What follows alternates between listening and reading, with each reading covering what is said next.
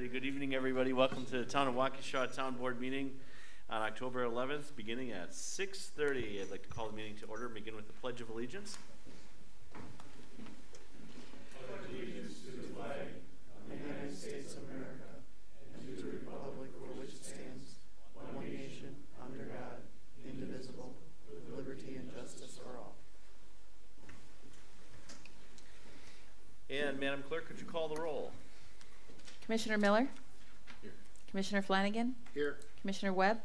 Is absent. Commissioner Ramirez? Here. Commissioner Stigler? Here. Town Board Supervisor Fisher? Here. Supervisor Durr? Here. Supervisor Wolf? Here. Supervisor Radke? Here. And Chairman Merrick. Present. Thank you. And Madam Clerk, have we met the opens meeting law requirements? Yes, we have. And we can begin with citizens' comments. One at a time, please. Going once, going twice, then we can move on. Comprehensive plan amendment for petitioner Nancy Washburn, MC Home Builders. Location is Lot 2, CSM 9965, 93/47. Rec as documented at 3246935, part of the northwest quarter and southwest quarter, section 35. Town 6 North, Big Bend Road, 16.8 acres, tax keys WAKT 143 499 4002. Planner Malarkey. Thank you, Mr. Chairman. Thank you. This, I'm getting a little feedback here. Do you guys hear that? It's okay? Okay. This item was in front of you last month. Our comprehensive plan requires that comprehensive plan amendments be heard 3 times during the course of the year. The first is the September meeting where it's introduced, the October meeting, and then the public hearing action is taken in the November meeting. So this is the second of 3 meetings where this is brought forward. The petitioner is requesting the 6.83 acre parcel be changed from suburban density 2 residential to low density residential. You can see the map above you on the projector. I'm not sure how much detail to go in here, or how much detail you'd like me to go into, Mr. Chairman. Again, since this is the second of 3 meetings, I think the purpose of this is just to keep it on the radar. If people have questions, we can ask and answer those as the process goes forward. Thank you. Any questions for the planner and or the petitioner?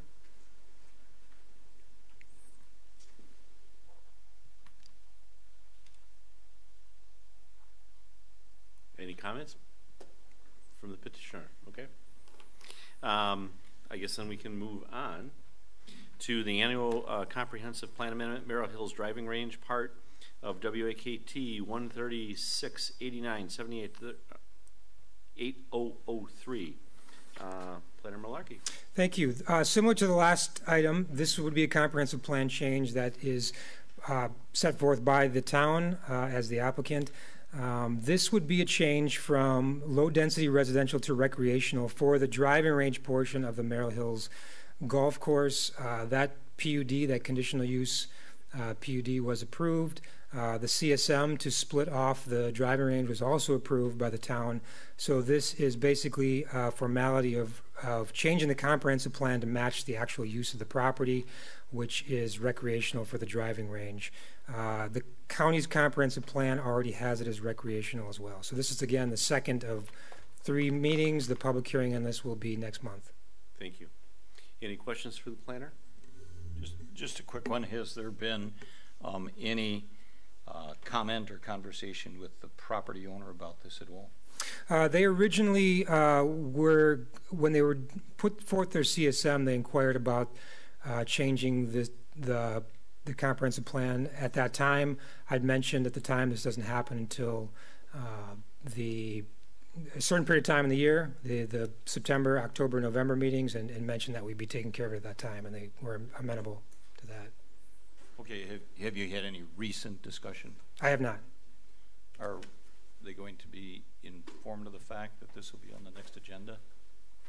I can make them aware of that. Again, I mentioned it was coming, and they were okay with it at the time. That was months ago when the CSM came forward, but I'll make sure they know it's on the agenda. I think that'd be an appropriate thing to do. You'll take that? Absolutely. Thank you. Anything further? Then we can move on to continuation of the public hearing. This is from the petitioner, Tim Larson, Shops at Sunset, for a conditional use permit. Notice is hereby given that a joint public hearing involving the Town of Waukesha Plan Commission and the Waukesha Town Board. Continuation of public hearing held on Thursday, September 13th, 2018, beginning at 6:30 at the Town of Waukesha, located at 250 South 3567 Center Road, Waukesha, to hear the proposed conditional use permit. The petitioner is Tim Larson, Shops at Sunset LLC. Tax key is WAKT 133-5942002, specifically for a conditional use for a drive-through lane associated with a quick service restaurant. And we'll open it up to the petitioner.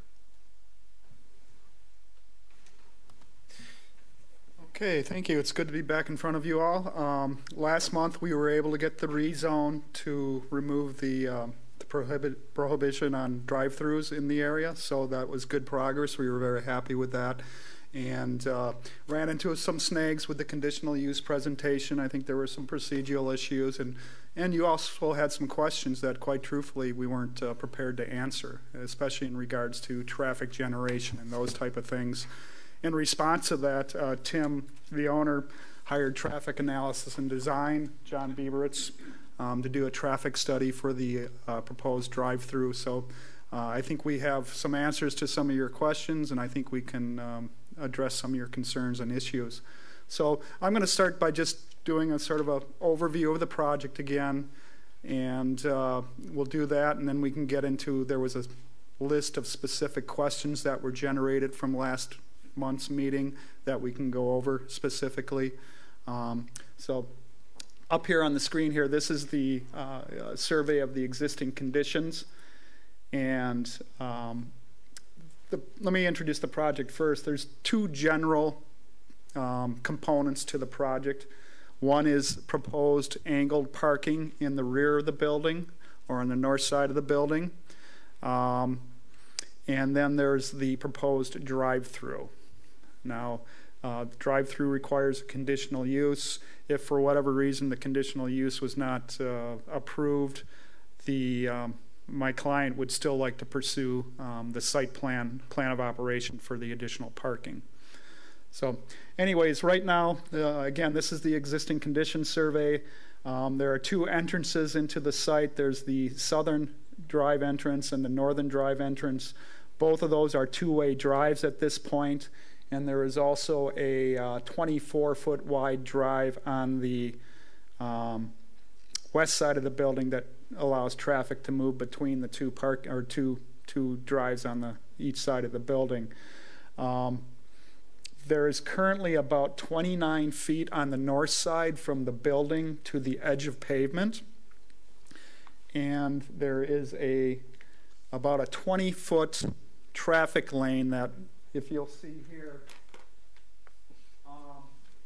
there's some bollards here protecting a transformer, and from those bollards out to the north edge of to the drive there, that's about 20 feet, and that provides a fire lane. So, and then north of that drive, there's a swale, a drainage swale that collects the stormwater runoff from that area, and then there's a culvert that swale leads to. That culvert leads to the north and eventually into the stormwater retention pond on the adjacent property. Adjacent land uses include the strip mall and the thrift store to the east, Culver's to the west, and to the north is a senior living building facility, and across the street, across Sunset, are some residential houses. So there's, again, to the north of the drive, there's the existing swale, drainage swale, and then there's about a 3-foot berm or so along that property line, and that berm is planted with several plantings. There's like 3 large evergreens, about a dozen medium evergreens. There's a deciduous tree, and there's about 5 or 6 medium-sized evergreen shrubs right now. If you want to Can you go to the site plan now? Sure.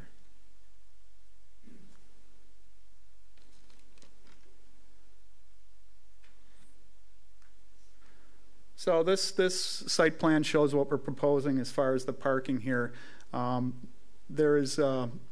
We would maintain the minimum required 10-foot setback for the parking, and we're proposing 60-degree angled parking.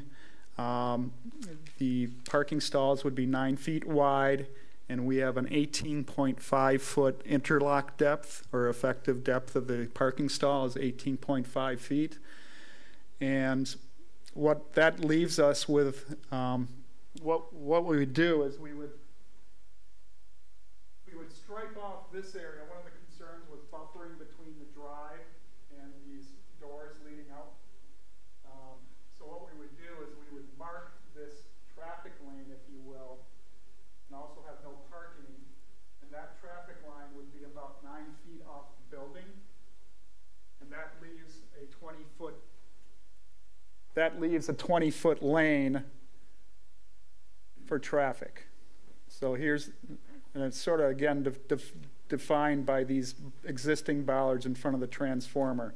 So that leaves a 20-foot lane of traffic. Also, to address some of the buffering concerns, we would install bollards outside of each one of these doors. Again, to provide some sort of safety aspect and buffering from traffic moving through there. This parking would be built into the berm. That's why we have a retaining wall here. This retaining wall would be about 2 feet high, and then the berm itself is another foot or so higher than that. So that'll continue to provide some screening. In addition, we're proposing a 6-foot high solid cedar fence along the property line for screening also. Now, to replace the landscaping that is going to be removed to accommodate this, maybe go to the landscape plan now.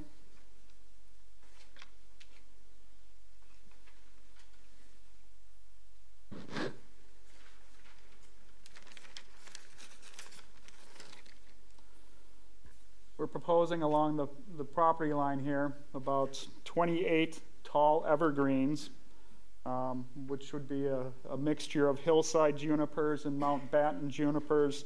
The hillside junipers grow to about 30 feet high and ultimately have a 10-foot wide spread. And the Mountbatten junipers grow about 15 feet tall, have about a 7-foot wide spread. So between the evergreen plantings, the existing berm that we're going to maintain, the retaining wall, and the cedar fence, I think we've addressed the screening concerns and screening requirements. One of the requirements is in the district also is that for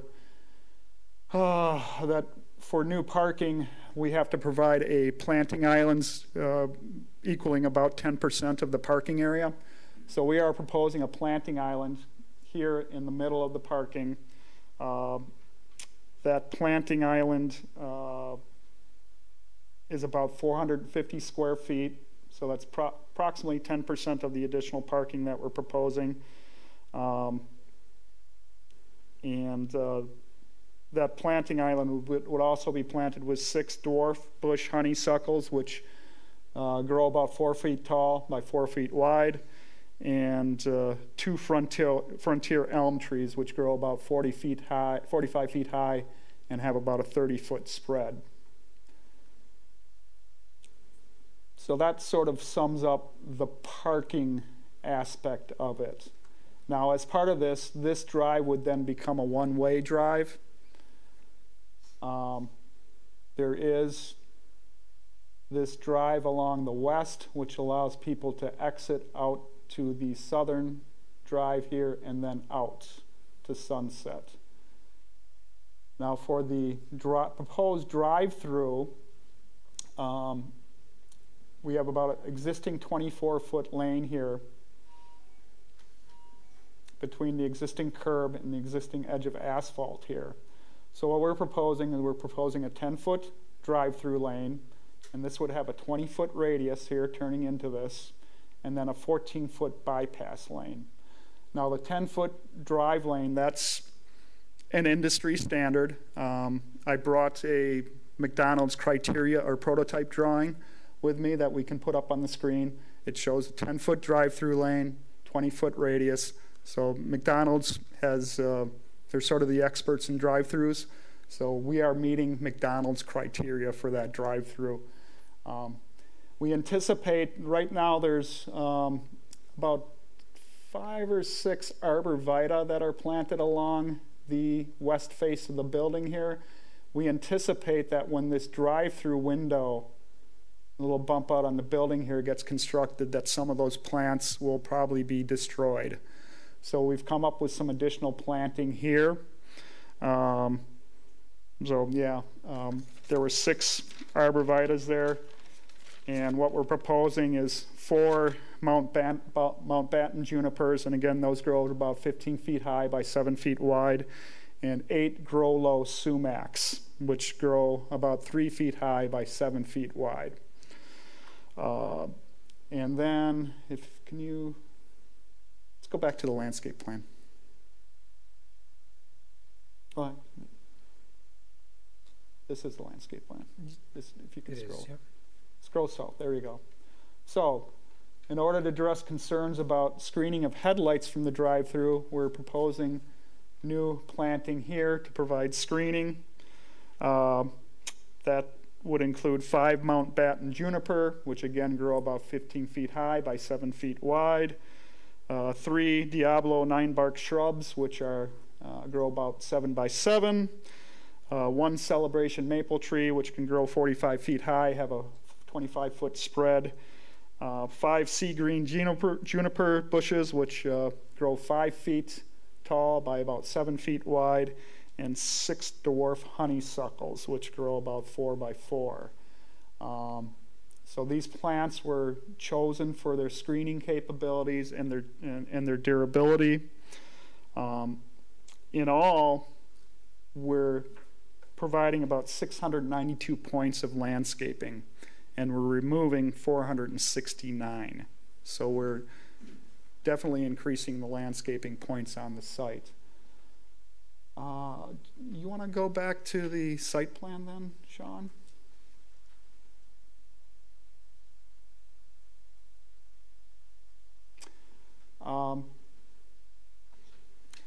As I indicated, we did hire traffic analysis and design to do a traffic study on this. Based on their study, and we are only anticipating 2 to 3 cars in queue at peak hours. That would be peak midday hours and peak evening hours. So as seen here, we've got 1, 2, 3, 4 shown. This 4th car would roughly be at this door here. This door will be the Jimmy John's door, and you also see here it does not interfere here with the proposed parking.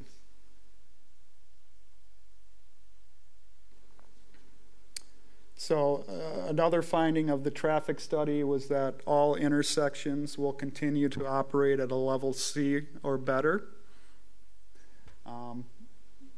Very little impact on traffic.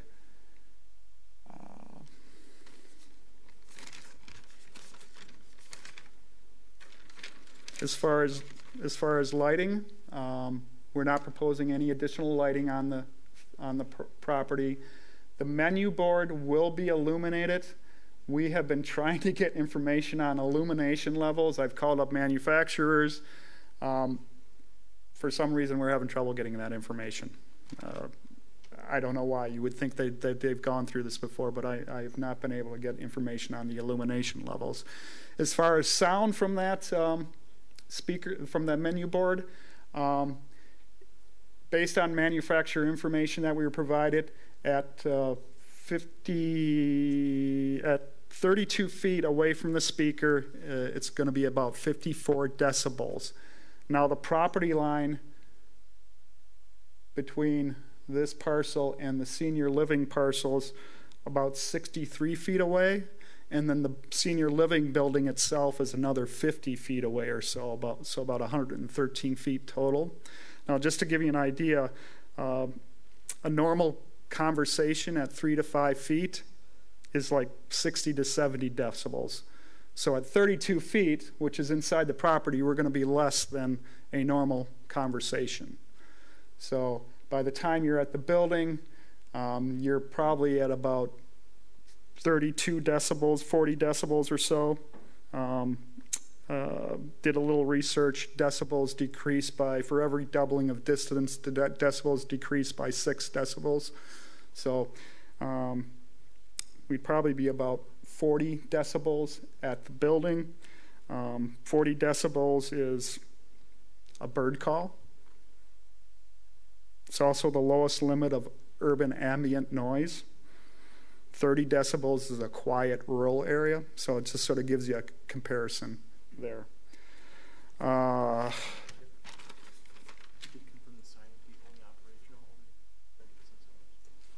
Yeah, sign would be only lit during business hours. As far as fire access, there's been some preliminary conversations with the fire chief, and he has indicated that as long as the southern drive in front of the building and the eastern drive are open, that he has no concerns with this, what we're proposing here. And I should note that there is a 40-foot cross-access easement on this eastern drive. So that will remain. There is a cross-access easement for that based on the ALTA survey that we have for the property.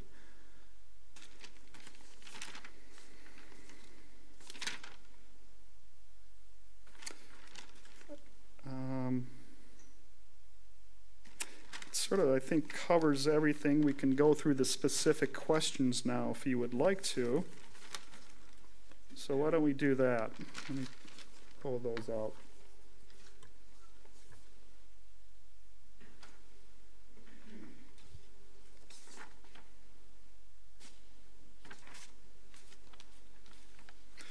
Okay, one of the questions is what is the queue length and times will be cars will be at the drive-through window. The brand standard, and we got this information from Jimmy John's. We're not specifically proposing a Jimmy John's, but a Jimmy John's type restaurant. The brand standard is 58 seconds from order board to paying. And based on the traffic study completed by Traffic Analysis and Design, only 2 to 3 cars are expected to be in queue during peak times. Second question is, what is the anticipated count in the drive-through at peak times? And that's 2 to 3 cars. How many vehicles per minute is the queuing lane and pickup waiting spots designed for? And it's approximately 1 vehicle per minute. What are the drive-through and lane and bypass lane widths, and are they industry standards? As indicated, we will have a 10-foot drive-through lane, a 14-foot bypass lane. We have over 12 feet distance here, and I can't read that number, but it's about 12 feet here. Clearance between our drive-through lane and the dumpster here. Industry standards, using McDonald's as a standard. Their civil design manuals and their prototype drawings show 10-foot drive-foot lanes with a 20-foot radius, which is what we're providing here. So yes, it is industry standards. Provide details on menu board illumination levels. Again, I don't have that information, and I apologize. I've been trying to get it. I don't know what the issue is, but I just have not been able to get that. Another question, are there any easements that allow people to use the Berkshire driveway, and does the easement allow Berkshire residents to use the bypass lane on the subject property? There is an existing drive connection between this drive and the Berkshire property here. There apparently is no cross-access easement. People use it, it's there, but based on the ALTA review of the ALTA survey, there does not seem to be a cross-access easement in place there, even though the drive exists and people use it.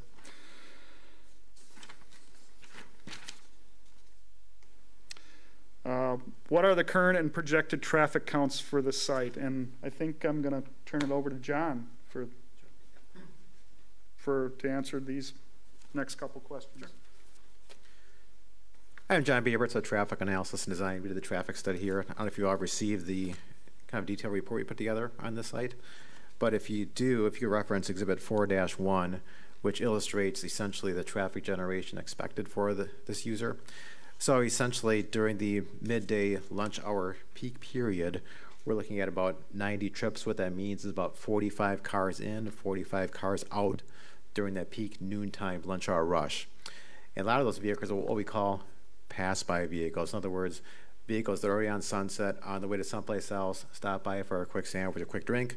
They stop there on the way to someplace else. So those are not all new cars. Those are a lot of those trips that are currently on Sunset that are turning off into the site and going back on their desired trip. So in the PM rush hour, this is called the evening rush hour from 4:30 to 5:30, we're looking at 55 trips, or about 25 to 30 cars during that hour,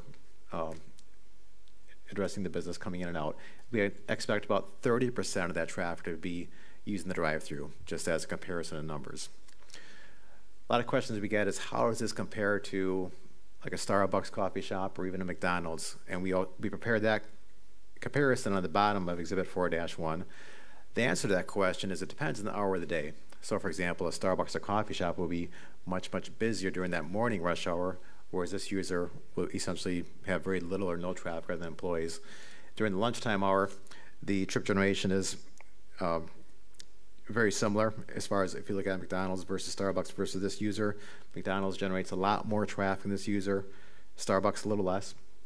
And during the PM peak hour, Starbucks actually generates more than this would, and McDonald's will generate much more than this would. So it's kind of a comparison of how things would compare between uses if you're looking at different types of restaurant users for the site. Any other questions to address? No, I think I want to emphasize that all intersections will continue operating at a level of service C or better. Sure, and just to hit on that a little bit, what Chip is referring to as far as level of service, DOT, Waukesha County, and City of Waukesha, I'm assuming you guys as well, basically have an assessment grade of traffic operations. So everyone has different ideas and different standards as far as what is acceptable, what is not acceptable, what's busy, what's not busy. So we use the DOT and Federal Highway Administration's acceptable standards that say level of service D is considered acceptable during the peak hour. That's the worst case, heaviest hour of the day, with the rationale being the other hours of the day it's going to be better than level of service D. What is level of service D? Essentially, it's if you're stopped at a stop sign waiting to turn left or right, if you're there for up to 35 seconds waiting, that's level of service D. We're showing here a level of service C, which is better than that. In other words, our delays are less than 25 seconds of stopped and waiting to turn left or right on the Sunset. Again, it's an average value, but if you go there every day and try to turn left, you may have a range from 5 seconds, 10 seconds, 30 seconds type of range, but that's what we're looking at from a level of service standpoint. What we're saying is we're better than industry standards, even with full development of the site. Any questions regarding traffic as long as I'm here? Anything we did in the traffic study? We didn't get a copy of the traffic study. That was not sent to us. We'll make it available. Yeah, we could definitely, yeah. Apologize for that. Yeah, is this appropriate time for question, Mr. Chairman? Yeah, maybe just help clarify, if you wouldn't. Again, we've got I think a summary basically of your complete or comprehensive study, and just a little bit of a education here. The speaker before talked a little bit about a brand standard, I think, for the amount or duration of time that you could serve a customer in, if you will. And I see reference here to national standard trip rates, and my specific question is the reference is to the proposed quick service restaurant expected to generate approximately 820 new daily driveway trips, and that's prefaced by national standard trip rates. So my question is that number is not unique to the Jimmy John's, that's a national or average standard, or can you explain more what that is, please? Correct. When we do these studies, everything's based on what we call the national standards of what's called Institute of Transportation Engineers. In other words, they do traffic counts at various restaurants such as Jimmy John's and other Potbelly, other type of quick serve sandwich restaurants, and basically count traffic in and out of the driveways, and they determine what's called a trip rate based on the square footage of the building. So for example, if you have a 2,000 square foot building, it generates X number of trips per square feet. So they survey, up to 100 type of restaurants, and it's all types of restaurants in that category. So in this category of Jimmy John's would be something to Jimmy John's, Panera, Subway, that type of restaurant vibe, so to speak. And that's what we mean by national standards. It's not Jimmy John's itself. It's a user similar to Jimmy John's, but not exactly Jimmy John's, if that makes sense. It does, and the reason I posed that question, and not to get ahead of ourselves, I appreciate that explanation, is I think downstream we may be looking at or considering the uniqueness of the request as it applies specifically to Jimmy John's or other quick service restaurants. So that's what prompted that question. I appreciate your answer. Right. Anybody else?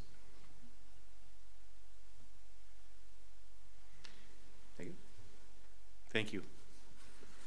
Okay, moving on. Next question was how are you going to buffer between the exit doors and drive-through lanes? Bollards, how many and where will they be placed? So as discussed, we would do a traffic marking about 9 feet off the building here, and at least a 20-foot drive lane here. And then we would install bollards outside of each one of these doors. Those would probably be installed approximately 6 feet off the building, so we'd still have another 3 feet between the bollards and that traffic marking. So we think that's going to provide a good buffer for people exiting those doors. Why was extra parking needed in the back? How was it determined necessary? Well, the owner, my client, feels that the extra parking in the back is going to be economically beneficial to the tenants and add convenience to customers.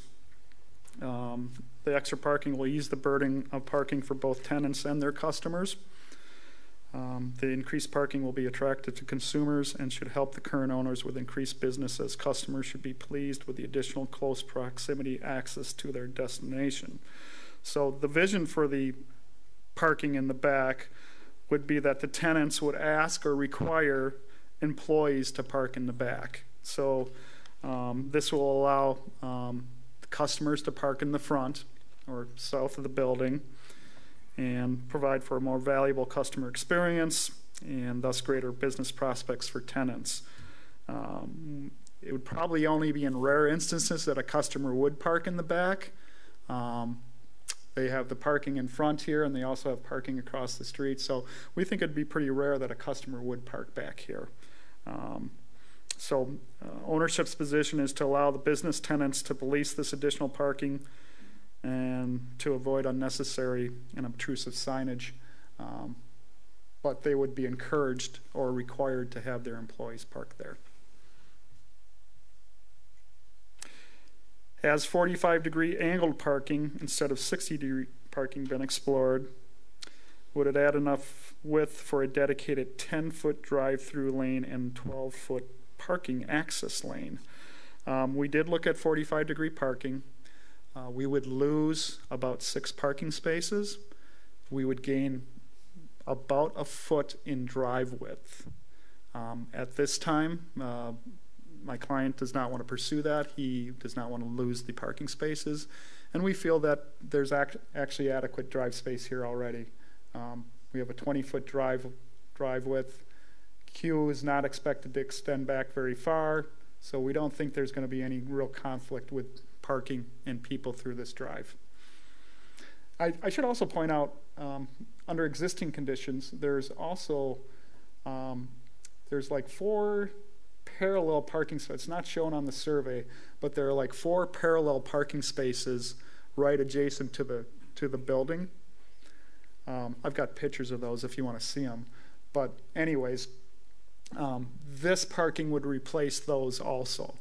So they would no longer be parking parallel to the building.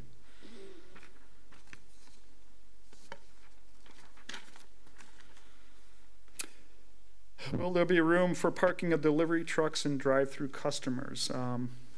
Yes, we believe there will be. We feel there will be. At peak times, again, there's only going to be 2 to 3 cars in queue, which does not even back up to, well, it backs up to approximately this door.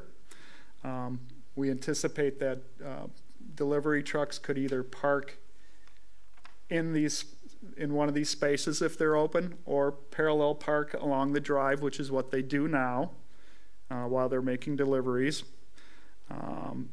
There is also this bypass lane that allows them to exit.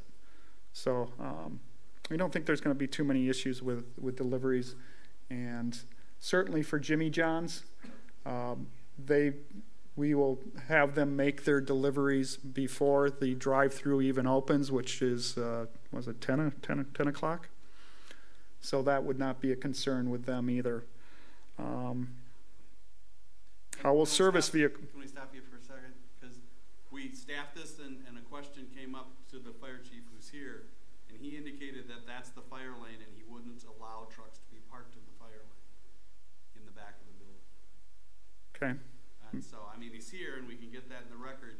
He indicated he didn't have a problem with them delivery trucks parking in the front, but on the chief's here, on the east side and in the front, they could do deliveries, but in the back and on the west, he considered, or do I have it to refer, the east and the back had to be left open? The east and the front have to be left open.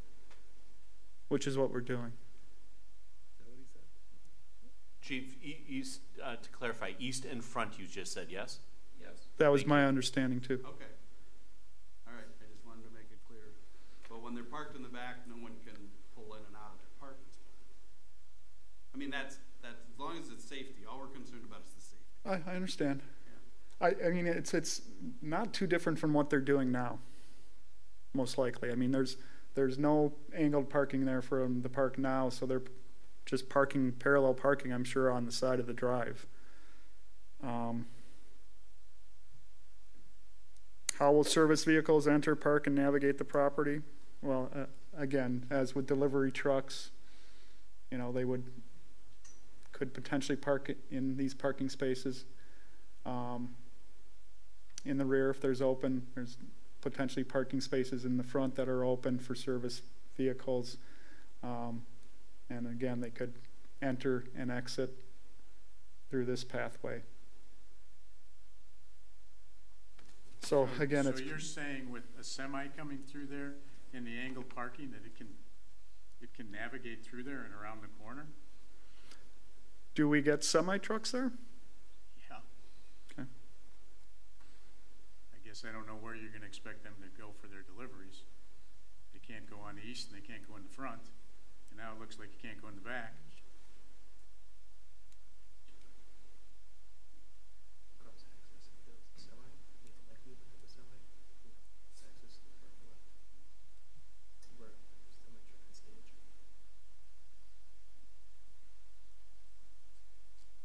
You want to?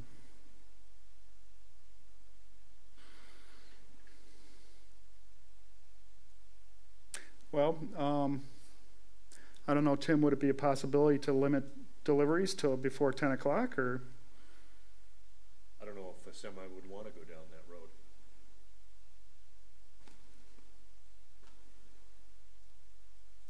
Very much to your point. I don't know if you'd want to go down that road. I don't know where you do it now. Where do they go then? Park over on the other side. Do you have any? Do you know where they're going now? How are deliveries made currently? In the rear of the building. With a semi. And then is the semi able to drive around the building currently? Yes. Okay. And what would change that would inhibit that? Well, now if you've got angled parking there and you've got people parking, now you've limited the width of that. And I don't know if the angle, especially if you've got anybody in queue, they'll never make that turn. Is the angle parking largely in the area that is currently landscaped? It's entirely where it's landscaped. Okay, so the width of the current drive wouldn't change from what it is currently to what it is proposed to be. I don't know, it looks like that it would encroach upon the width of it right now, unless I'm reading it wrong. Is the edge of the dumpster the edge of the current landscaped area? Pretty much, yeah. Yep. So that's not gonna change.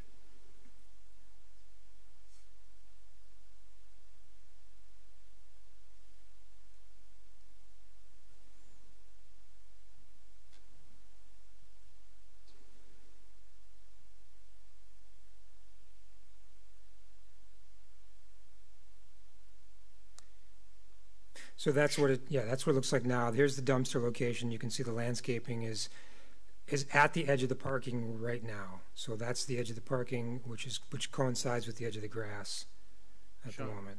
Sean, can you give us a, you're on GIS, yeah? Right. Could you give us a distance between, Yeah, I sure where could. that So here are the bollards right now. yes, between there and the landscaping, please. It's about 20 feet. I'm going to just take a measurement here.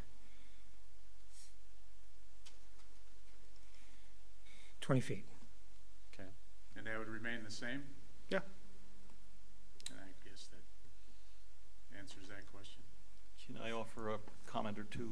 Please. Kind of tie the whole thing together. I'm the one that last month offered or asked you to look at the 45-degree angle parking instead of the 60-degree angle parking. I think your conclusions on that, if you were to do that with the depth, the darker gray part, if you will, of the stalls themselves and the drive aisle, you'd be able to pick up a foot.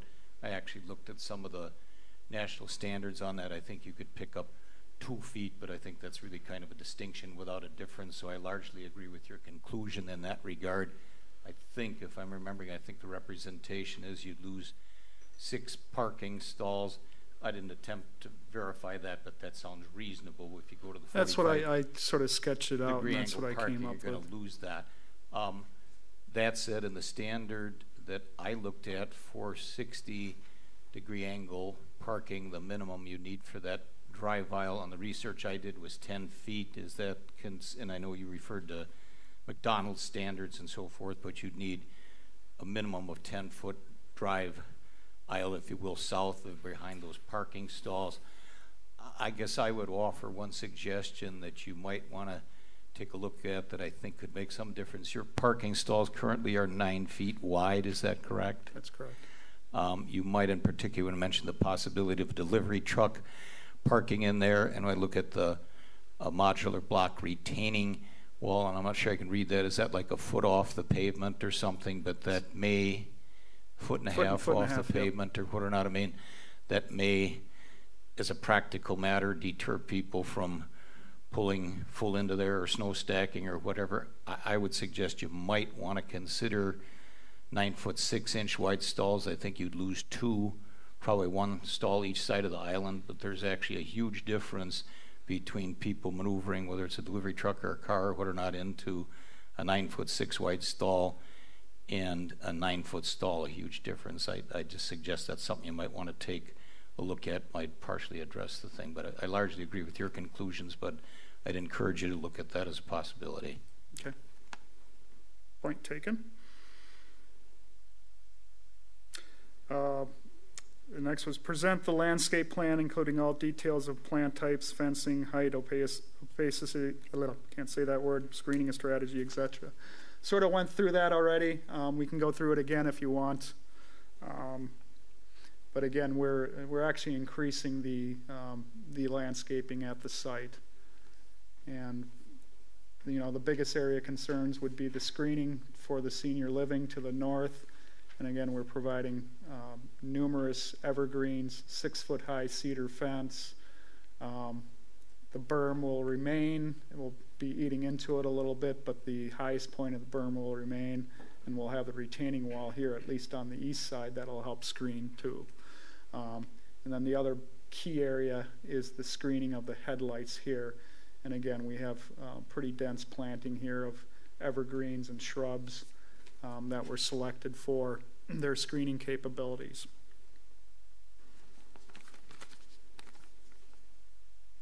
Will there be speed bumps, and if so, how many and where will they be placed? We really don't think speed bumps are necessary. We don't think that this drive is long enough for people to really pick up speed. So we really don't think it's necessary. It's also, truthfully, a maintenance issue when it comes to snow plowing in particular. So at this time, we're not proposing speed bumps. And I think that was all the questions that we got presented with. If there's additional questions, we'd be happy to answer them. Mr. Chairman, I have a couple of just clarifications. It's hard to discern, and Sean, would you open up so we can see where the ballasts are? And this is maybe the are the ballasts in the same distance away from the building as the existing ballasts? The bollards? Ballards, I'm sorry, ballards, yeah. No, the bollards by the transformer, those sort of are a pinch point. So that sort of defines the maximum, or the drive width, if you will. But these bollards would be set back a little bit from those. And I have no idea which is right, but I would think the traffic people would have an opinion on whether, if you're driving down that lane and all of a sudden there's 4 that are out further, if that's a problem or not. And I know the counter argument is you want the ones by the door as close to the door to protect the people who are coming out the door. So I don't know what the answer is, but from the diagram it was hard to discern if they were, so thank you for that clarification. Well, you know, I think it's an existing condition, so they're already dealing with that. Plus, we're going to have the pavement marking there that will sort of define that drive aisle, if you will. Is the pavement marking the dark black? Pavement marking the dark black line there? Yes. Thank you. Yes. And we would also put some no parking symbols along that line too, to make sure people aren't parallel parking there. And the only other issue, I think, Sean, and I don't know if you were going to bring it up, but as long as I've got my list here, you've indicated properly that there is no easement. Sean knows where I'm going, I think, for the going through the retirement, or them coming through yours. And we talked at staff about, since there's no easement, we certainly don't want the delivery trucks going through the senior or having a conflict. So we're wondering if it's appropriate to put, no right turn signs there, or what were we talking about, Sean? Maybe you can clarify. Yeah, that's exactly it. Some sign probably before the dumpster here that says left turn only or no right turn, just to keep all the traffic out of the senior development to the north. I know the driveway does exist, but we want to discourage traffic from shortcutting through there, because that's going to be an easier path for most people than coming through the full parking lot. Okay.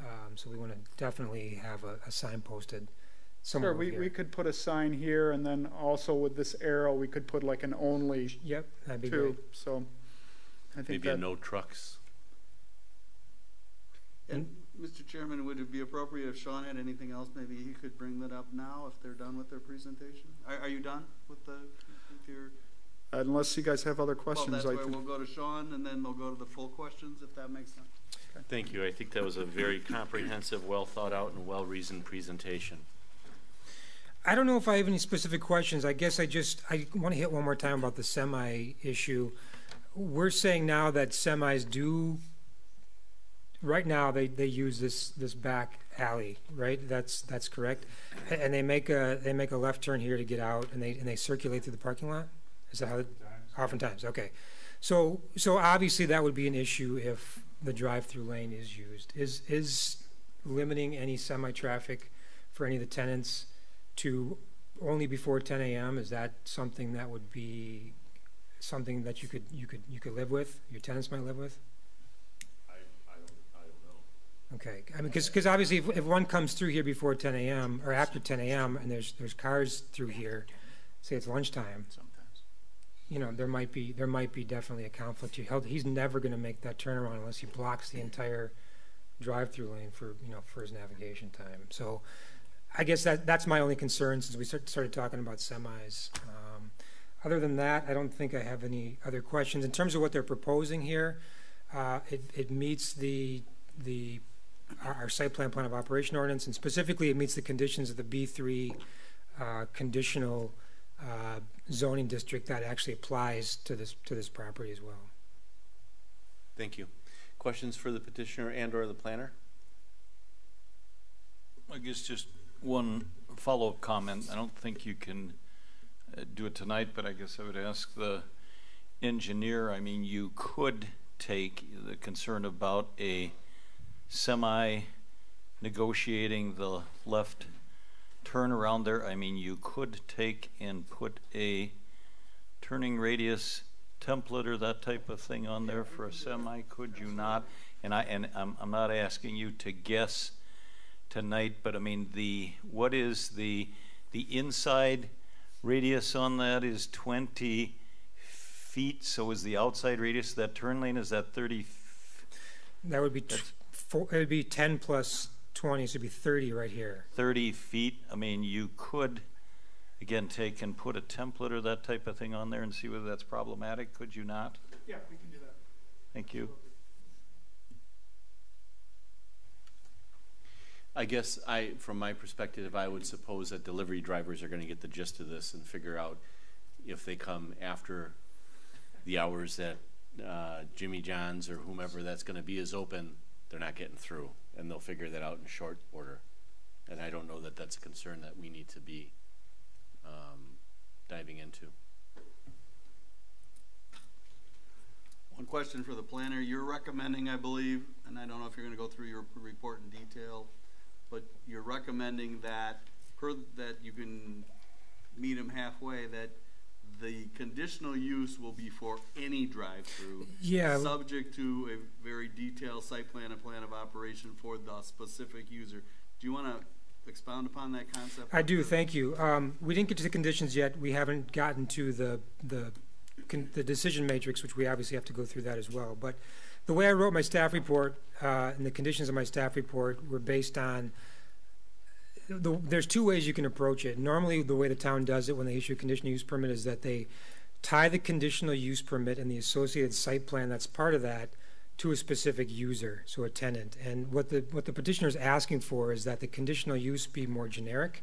So a quick service restaurant would be the conditional use, and the site plan of operation would be for Jimmy John's restaurant, because that's the tenant that's expected to go in. I didn't write my recommendations that way. I wrote my recommendations, the conditional use and the site plan of operation both for Jimmy John's restaurant, because at the time that I wrote my report, I didn't have all the conditions or all the specifics about the number of trips that would be generated from the drive-through and so on. So I didn't want to leave it open-ended for any particular drive-through, because that's what the conditional use is, right? It's a drive-through. That's what they're asking for. So if we just issued them a drive-through conditional use, that means that a McDonald's could apply here after Jimmy John's would leave, and that would be okay. So we can do it either way. We can either say the conditional use in the site plan is for Jimmy John's, and let's lock it down to Jimmy John's because that's what we understand now.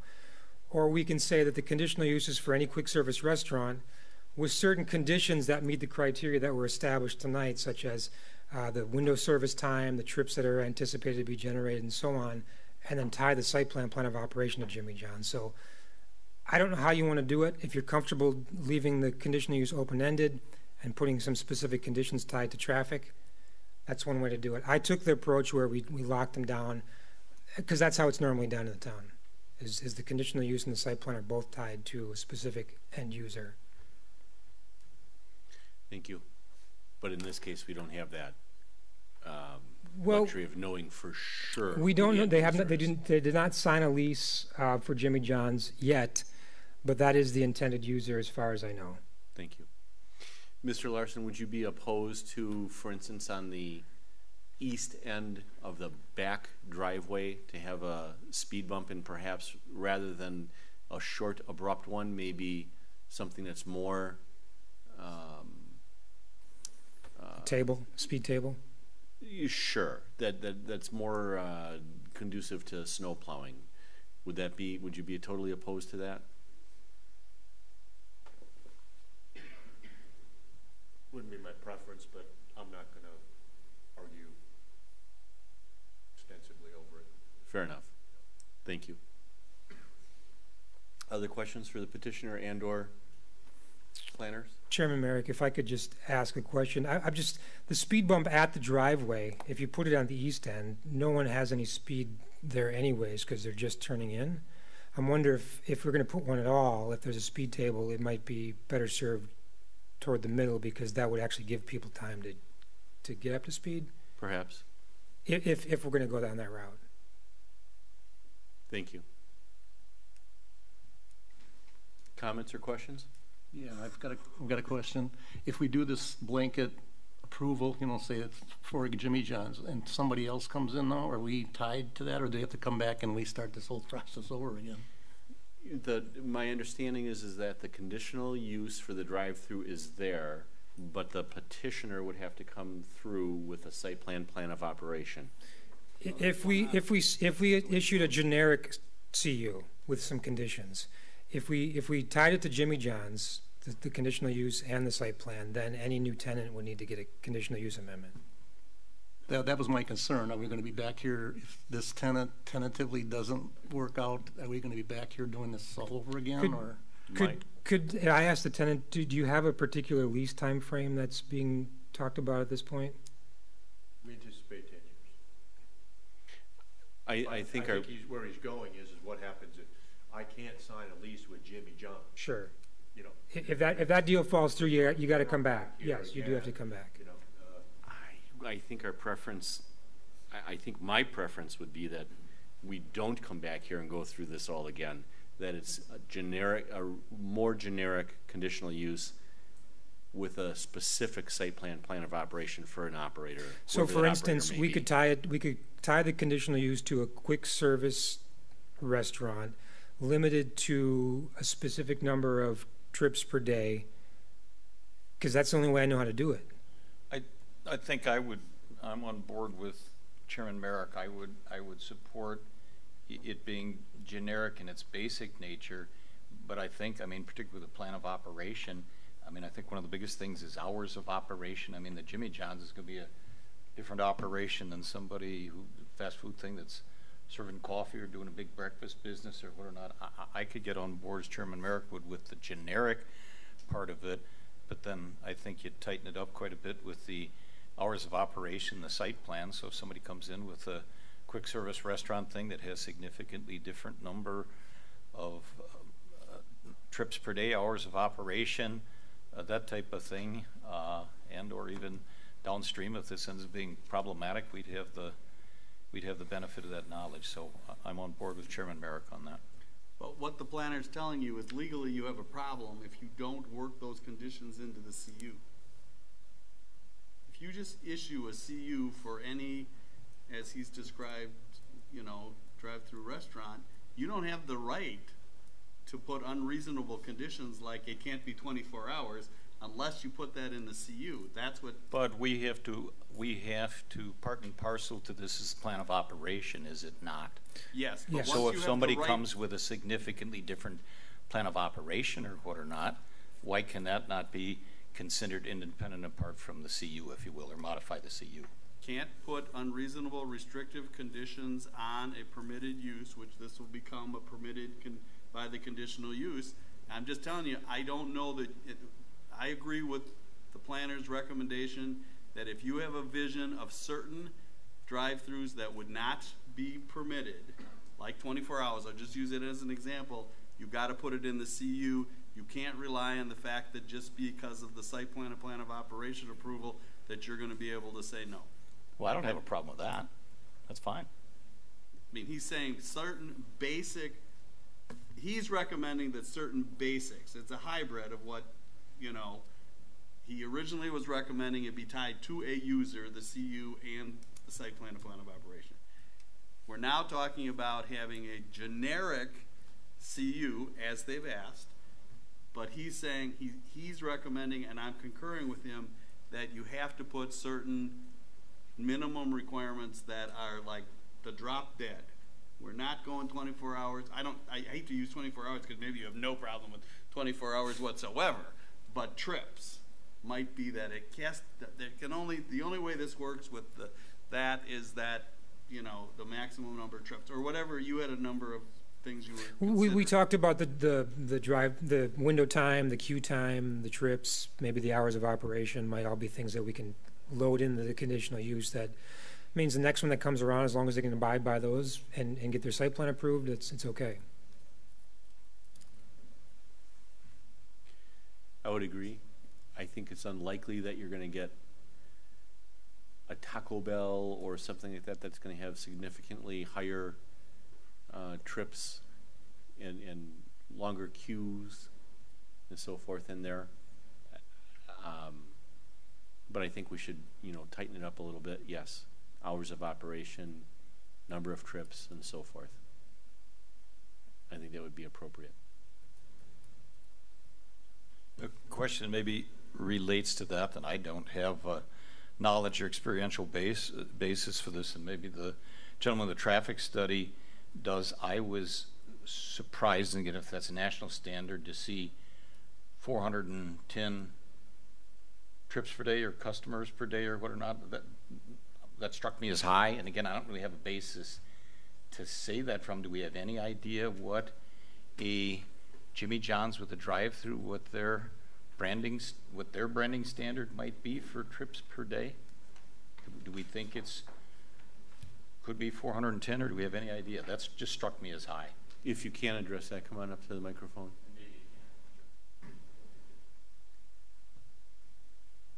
The number of 410 customers per day, that's based on national standards of combination of different restaurants of similar use, and including Jimmy John's. I don't have specific data specifically for Jimmy John's, unfortunately, as far as average number of trips per day for Jimmy John's, primarily because a lot of their stores vary in square footage and based on location as well. Some are busier, some are slower.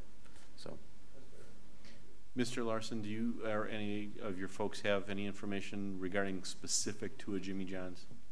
We've tried to gather that information and been unable to. Fair enough. Thank you.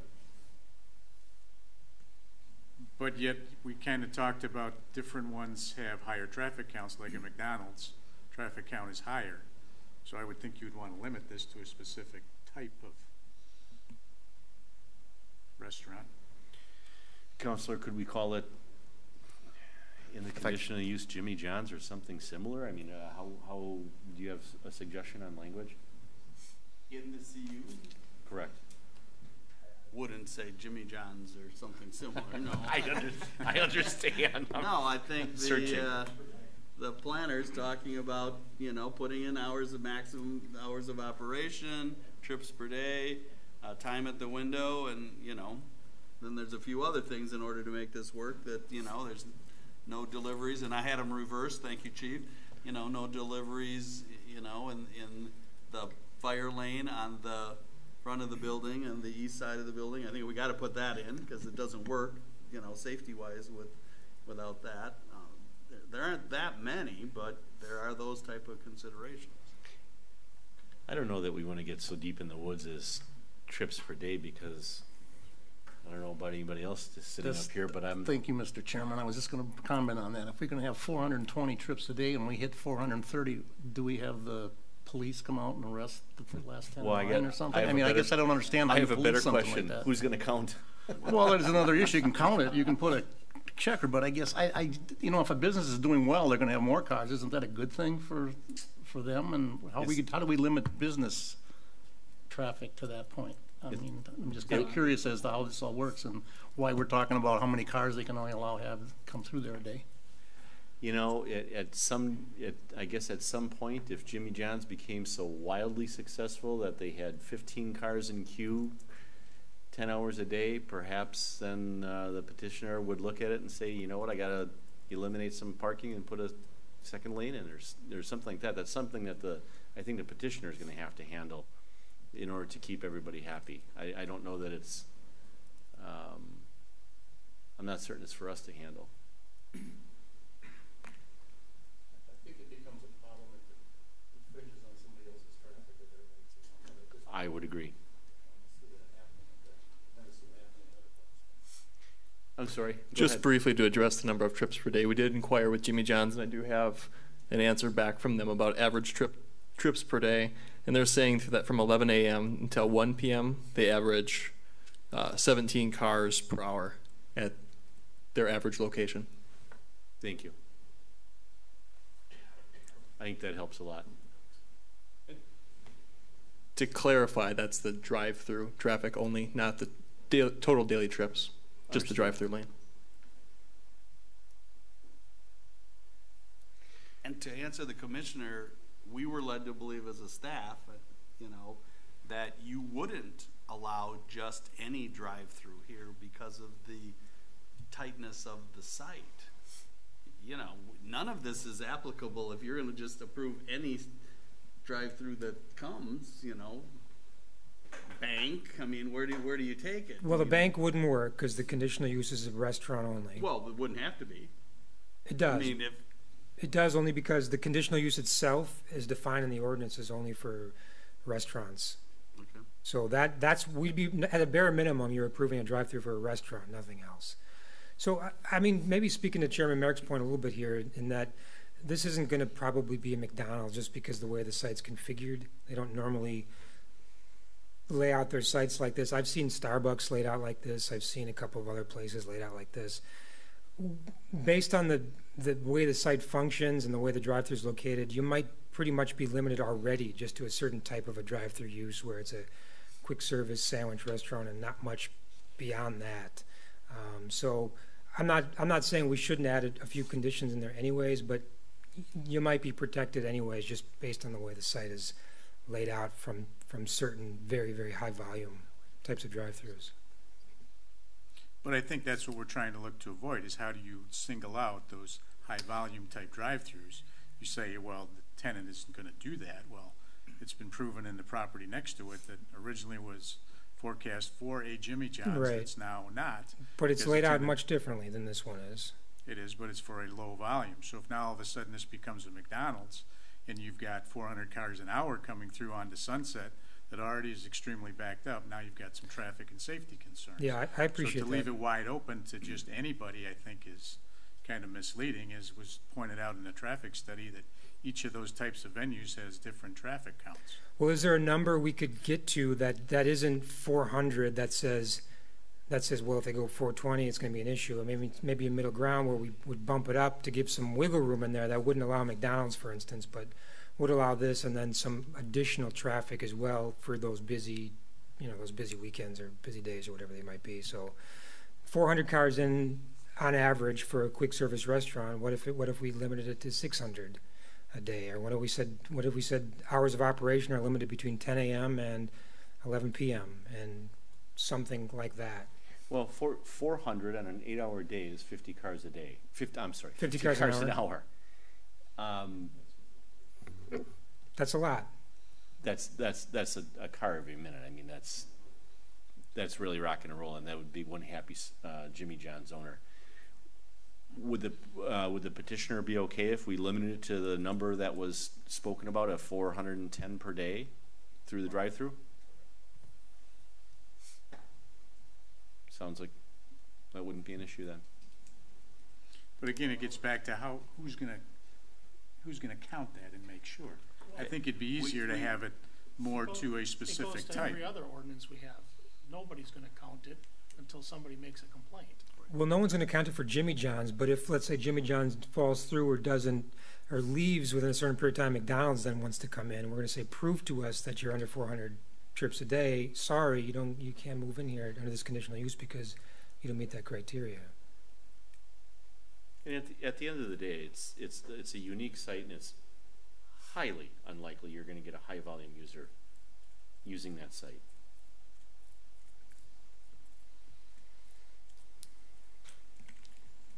Point of clarification, I think you're talking about 800 trips. You're talking about 400. It's 400 in and 400 out. Right, exactly. Right.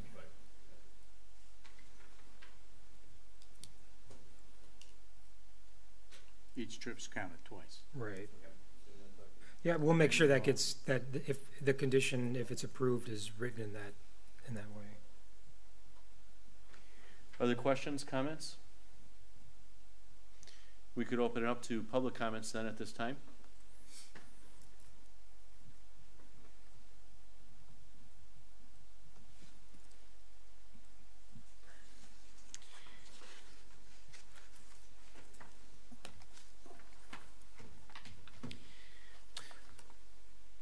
So I'm wondering maybe if I should just go through the conditions I have right now.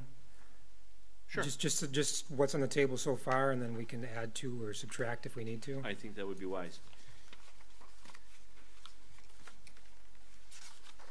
So again, before the first condition, if you look on page 5 of the staff report, at the bottom, conditional use approval is limited to that tax key number. The second one, conditional use approval is subject to the amended conditions of the B3 zoning for the parcel, which happened at the last meeting. The county has yet to approve those. That would be the final step in that process. Condition 3 says the conditional use approval is limited to Tim Larson doing business as the Shops at Sunset, and it says and Jimmy John's. We would remove that and we would just say and tenant, to allow the operation of a drive-through lane serving food or beverages to customers other than at a booth or table, for a quick service casual restaurant on the property, including a single drive-through lane and service window and additional parking in the rear of the building, subject to the following plan of operation. Hours of operation for the restaurant and drive-through: 10 a.m. to 11 p.m. Sunday through Saturday. Tenant space is limited to 1,740 square feet. Outdoor storage is prohibited. Parking spaces on the north side of the building west of the landscape island shall be posted as employee parking only. Now again, the petitioner mentioned that they didn't want to post employee parking only. That's a discussion point now. How does everybody feel about that? I don't know that it's necessary. Who's gonna park in back of the building in order to walk up front and visit one of the venues there? And if they do, that's up to the business owner. Okay, so for now I will remove that. And who's gonna police it? So are we talking here about the conditional use? We are. Because if this is going to be down the generic path, I'm not in favor of the 10 a.m. to 10 p.m. I personally think it should be 24 hours to allow for other options. I mean, 10 a.m. to 11 p.m., you're going to exclude a coffee shop at the next round.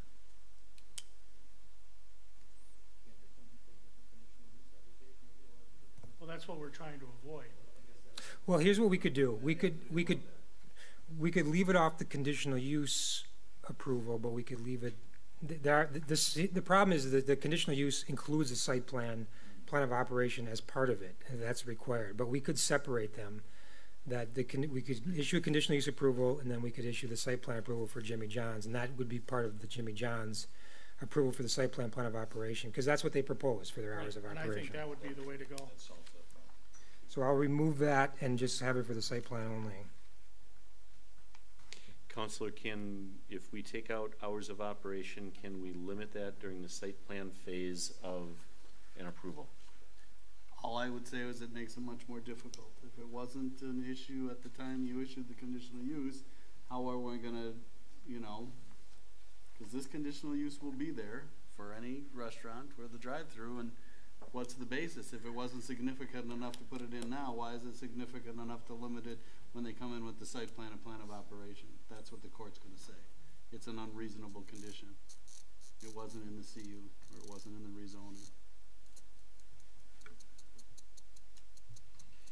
You can put reasonable conditions on a site plan and plan of operation approval, but there's going to have to be a strong basis for it, and usually the basis is found by looking in the code or the CU or the rezoning. All right, so how many sandwich shop type operations are open longer than 10 to 11 p.m. would be my next question. Well, I know one right down on the other end of the building, that is. I wasn't thinking of Subway.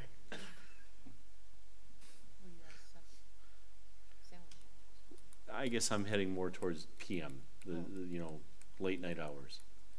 That's where we get into this. I mean, if we're going to try and work to making this the generic CU, and I understand the counselor's position, but you're going to eliminate every coffee shop, because there ain't no coffee shop that's going to be able to survive by opening at 10 o'clock in the morning. Agreed. And I can't argue that that's not an appropriate place for a coffee shop, maybe someday in the future. I mean, Jimmy John's could last a year. 10 would be nice for everybody involved, but could be a year. Good point. Just saying.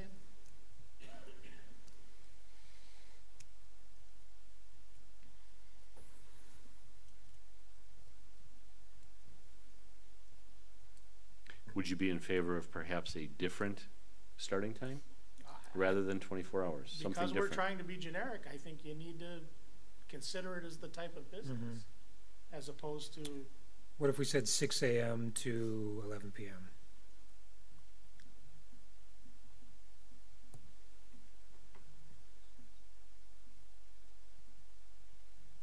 I don't know, yeah, I'm just concerned if Jimmy John's on the weekends decides that they want to stay open till 12. right. You know, what do we do? They want to stay open, they can't. I mean, I hate to limit that.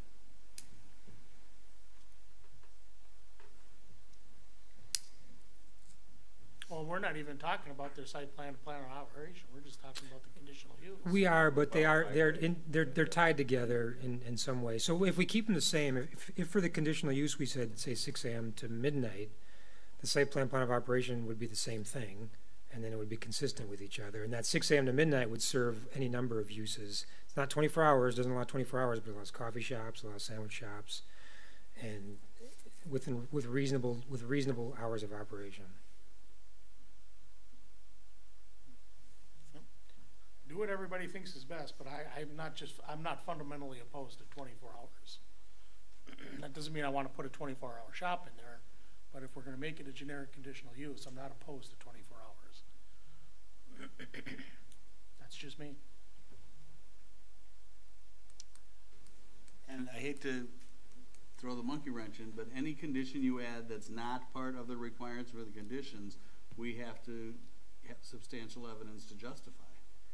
And so that's just the law.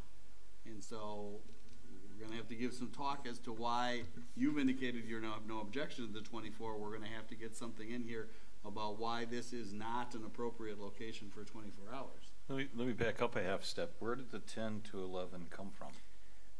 The petitioner supplied that as... That's the petitioner's request, so I guess, Counselor, in response to what you said, if that's, and I'm not arguing that's what it should be, I think there might be some sense, 6 a.m. to midnight, but if that's what the petitioner asked for, I don't know why the town would be in the barrel if we didn't give 24 hours, if that's what the request is. That doesn't make any sense to me. I mean, I'd support the 6 until midnight, I think is reasonable.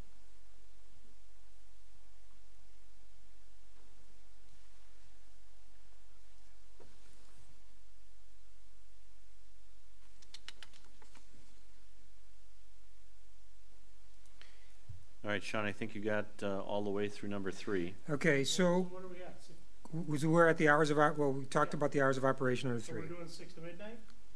I guess others speak up. What do people think? Say something, folks. Supervisor Fisher, I think that's an affirmative from you. It is. Supervisor Durr? I'd live with it. I said my piece. Supervisor Wolf? Yeah, because that's gonna cover most coffee shops, those hours, so I would be in agreement with. Okay. Commissioner Miller?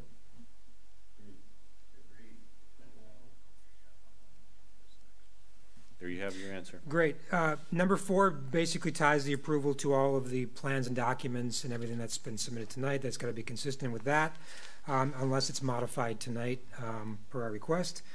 Number 5, conditional use approval should not be in full force and effect until such time as the Waukesha County Board of Supervisors approves the amendment to the conditional B3 zoning to strike restaurants with drive-through lanes from the list of prohibited uses. The petitioner obtains the necessary approvals and satisfies all comments, conditions, and concerns of the town of Waukesha, Waukesha County Department of Land Resources for erosion control and stormwater management. The petitioner obtains the necessary approvals and satisfies all comments, conditions, and concerns of the town of Waukesha for the site plan, architectural drawings, landscape plan, documentation. That's part of what we're doing now. And the petitioner obtains administrative approval for the site plan of operation from Waukesha County Department of Parks and Land Use.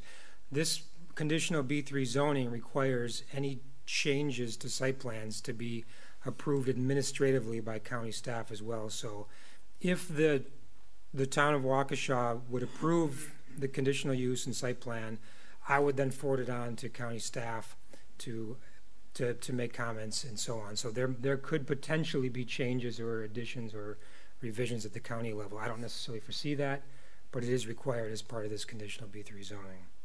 The rest are all standard conditions. Thank you. Can I just ask one question about that, and I think Sean mentioned appropriately that unless we say something about the site plan, architectural drawings, landscape plan, or the site plan, and maybe the petitioner can even help me through when I'm back to that issue that was raised about a semi being able to negotiate that turn around the backside of the building if there are cars in the queue. Am I right that that is 20 foot inside, radius 20 foot outside on the queuing lane, if you will, and if you've got a 14-foot drive aisle to the west, that'd be a 44-foot outside radius? Did I do the math on that You did. right? You did. I mean, if you doubled up, that'd be a 90-foot turning diameter. I guess I'm wondering if we could simply have a condition that the petitioner would demonstrate that that can be negotiated by a semi. I got to think, and maybe somebody knows the answer to that, I got to think that is got to be dangerously close. I mean, we look at cul-de-sac sizes, maybe even, I don't want to put him on the spot, but maybe even Chief Buchholz could answer that, I think, or maybe even Engineer Janelli. Aren't typically our cul-de-sacs are 90-foot diameter? Is that correct on the pavement part of it? So, I mean, if we were to overlay one of our minimal size standard cul-de-sacs, that's about what you'd be talking about. So the question is, can you turn a semi in that radius or diameter? I know a guy that can probably answer that question. Who would that be?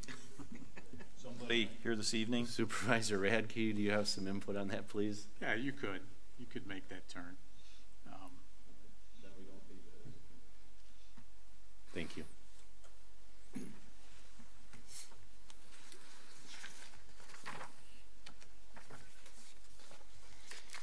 Other questions or comments before we close the public hearing? We have to, the only, and I apologize, the trips. No, you're right. I'm sorry. I missed that one. So under number 3, I was just looking at that thinking, oh, I just missed that.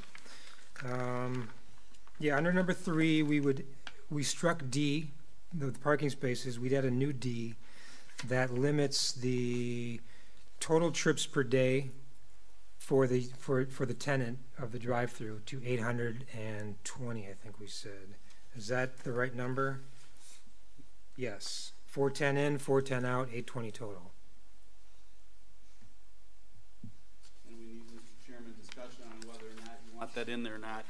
And the reason I'm bringing these up is because these unique ones we may have to get some evidence before we close the public hearing as to what the basis for the same is. And if I recall correctly, that's 410 drive-through and inside restaurant.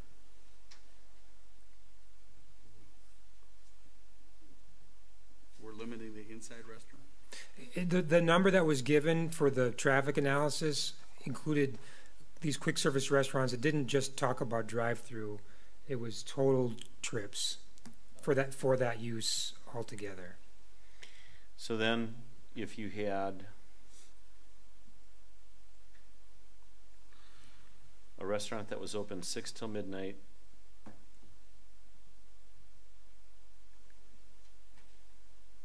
you're talking about 20 cars an hour, which significantly would change the type of facility that could utilize that restaurant. If I could interrupt 1 second, that's for the drive-through only, not including I the city misunderstood traffic that as well. So drive-through traffic is typically 30% of the total traffic generated. Okay, I thought it was 17 cars per. Correct, that's drive-through only. For Jimmy John's, drive-through only. Right. Does not include customer traffic that walks in the door. Okay, so what was the 400 number then? So the 410 represented what? That's daily cars or 820 trips per day. Total. For the whole day. restaurant. Right, exactly. Yes, Yep. that's what we understood. That's what I yes. said. Yep, okay, just wanted to clarify. Yep. That's correct, that's square footage. Yep. So how do we distinguish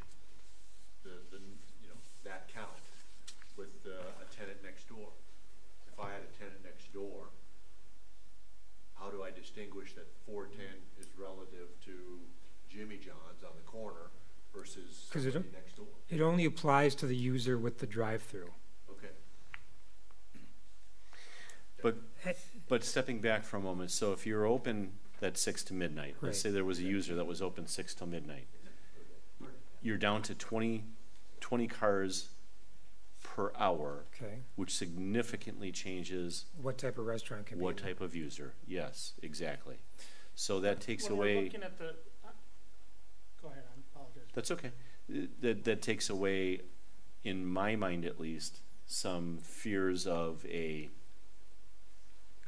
McDonald's, for lack of a better term, or a better restaurant, or a better example coming in, because they're not going to be able to survive on that. Right. And McDonald's, if Jimmy John's leaves and McDonald's comes in and we say, hey, can you live with 810 total trips, 410 in, 410 out, they'd say no way, and it just wouldn't work. Agreed. So where are we at? The average per hour is largely irrelevant. It sort of is. Because you need to look at peak time. Fair enough. So there's one other condition that I forgot to mention, which would be E under 3, and that is the sign that would say left turn only for the drive lane in the back, or no right turns.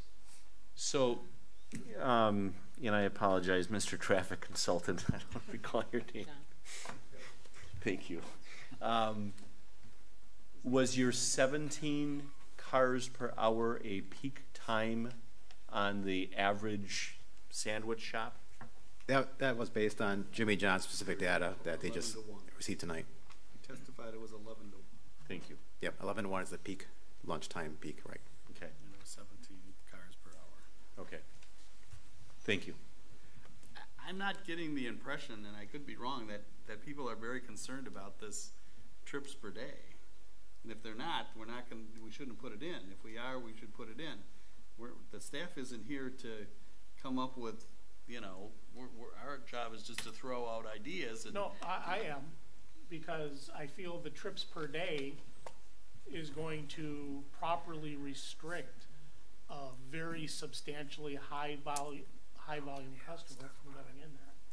I agree, and that's the exact direction. I am concerned about it. That's the exact direction I'm headed. And then, and we're not going to talk about inside the restaurant. No, this is all, the 410 is inside and outside. No. Inside and drive-through, yes. I'm personally not concerned about inside the restaurant, because inside the restaurant is limited by 1,740 square feet. Well, it's limited by the number of parking spaces unless they're going to walk a quarter mile. All of that. So I feel like there's other gauges to keep an extremely high volume restaurant from going in there as far as dining in.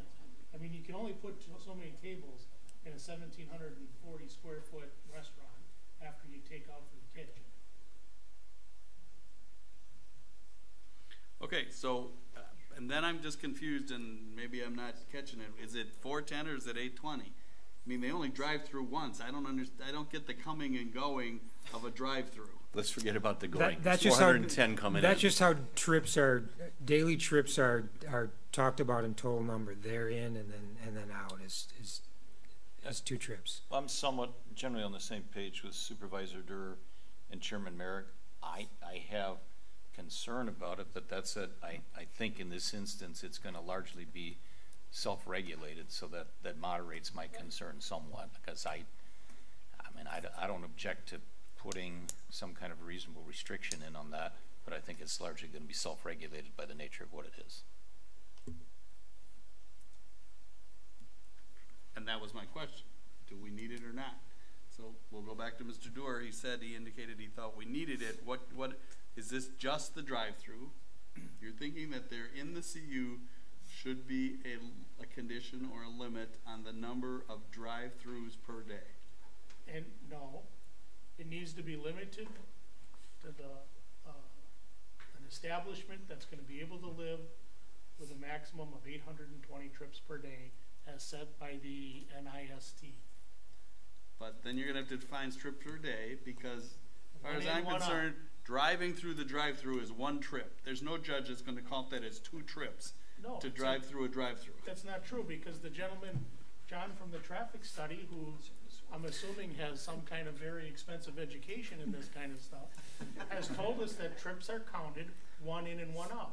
you make a trip into the property and you make a trip out. That's how trips are measured. One in, one out.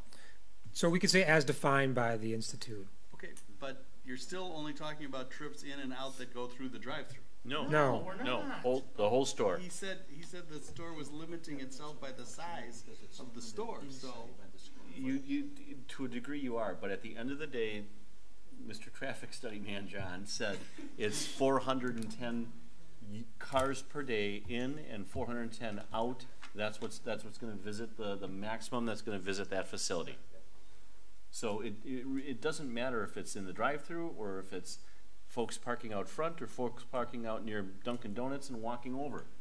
It's still 410 cars. I'm going to try to bail out our highly educated traffic engineer who is tonight. Tell me if I'm right or wrong, but part of the reason I think he counts it that way, if you look and we've got the summary of his statement, he's interested in eastbound entry, westbound entry, eastbound exit, westbound exit, and things of that. That's why you count the trips that way. Am I right or not? That is correct. I don't want your job, trust me. No, that is correct. Am I close to being right? Right, we're analyzing the movements in and out of not just the site itself, but also at Sunset and other intersections as well. That's what we're concerned about.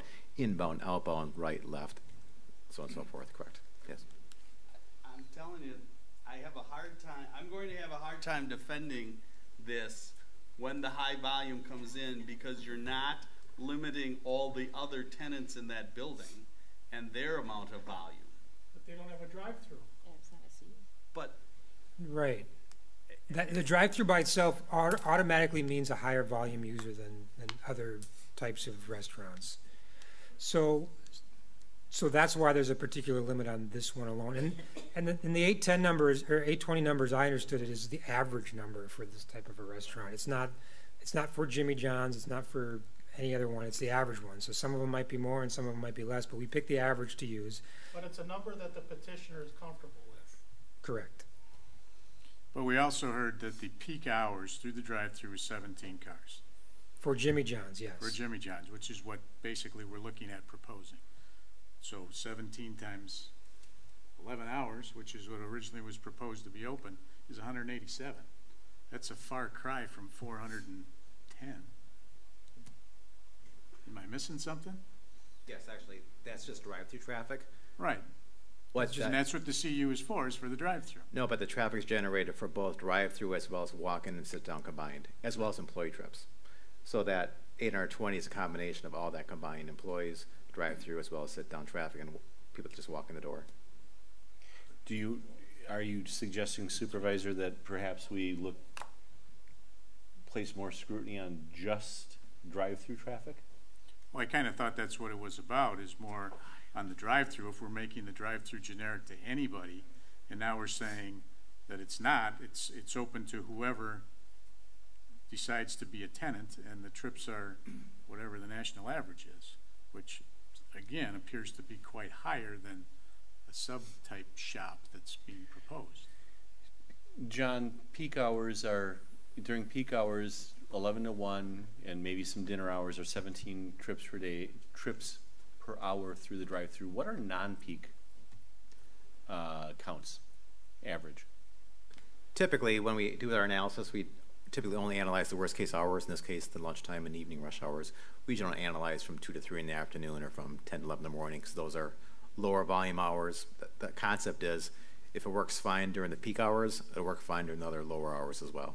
Understood. So, unfortunately, don't have numbers of every single hour of the day. So with that in mind, if we wanted to just look at the drive-through, we could just define it based on the peak hour trips to the drive-through. Say 20 trips during any peak hour is the limit as a model. Give them a little wiggle room there. I would think that'd be easier to monitor than having it wide open to basically anything. Because again, you've got different traffic counts for different types of fast food restaurants. And that might speak a little to Attorney Macy's comment in terms of what are we regulating and how do you defend it. And if we're talking about the drive-through as the concern, that's tied directly to the drive-through.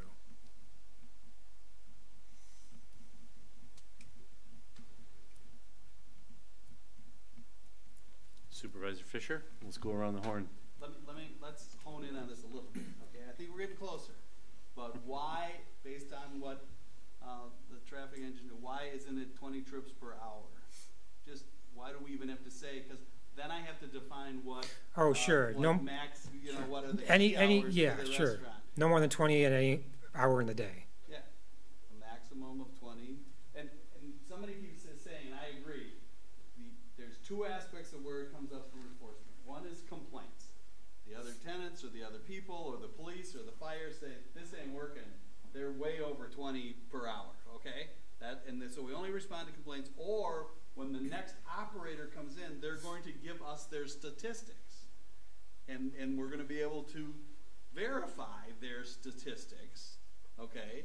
And if they say it's 20 and all the nationals say, no, that restaurant is 40, we will have the basis then to say we do not believe that type of traffic. And Sean pointed that out, and I think that was a really good comment. This is more for the future.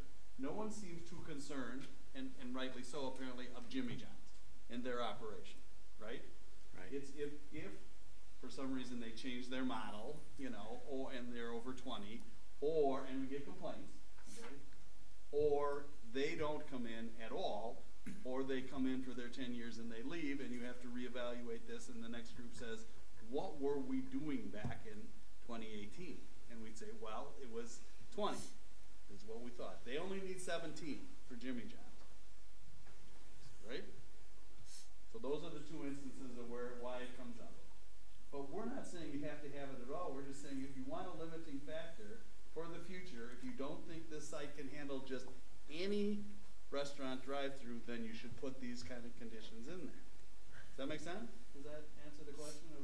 We're not out counting with a clicker. You know, we're not trying to go out and count with a clicker. I told Commissioner Ramirez she's a new person, that's her job. And let's ask the expert, John, is that site capable? Is there any problem with that site handling 20 cars per hour in the drive-through? Not a problem, actually. We analyzed it based on, during the peak hour, about 24 trips through the drive-through per hour. Okay. So our analysis is based on 24, and it works fine. Thank you.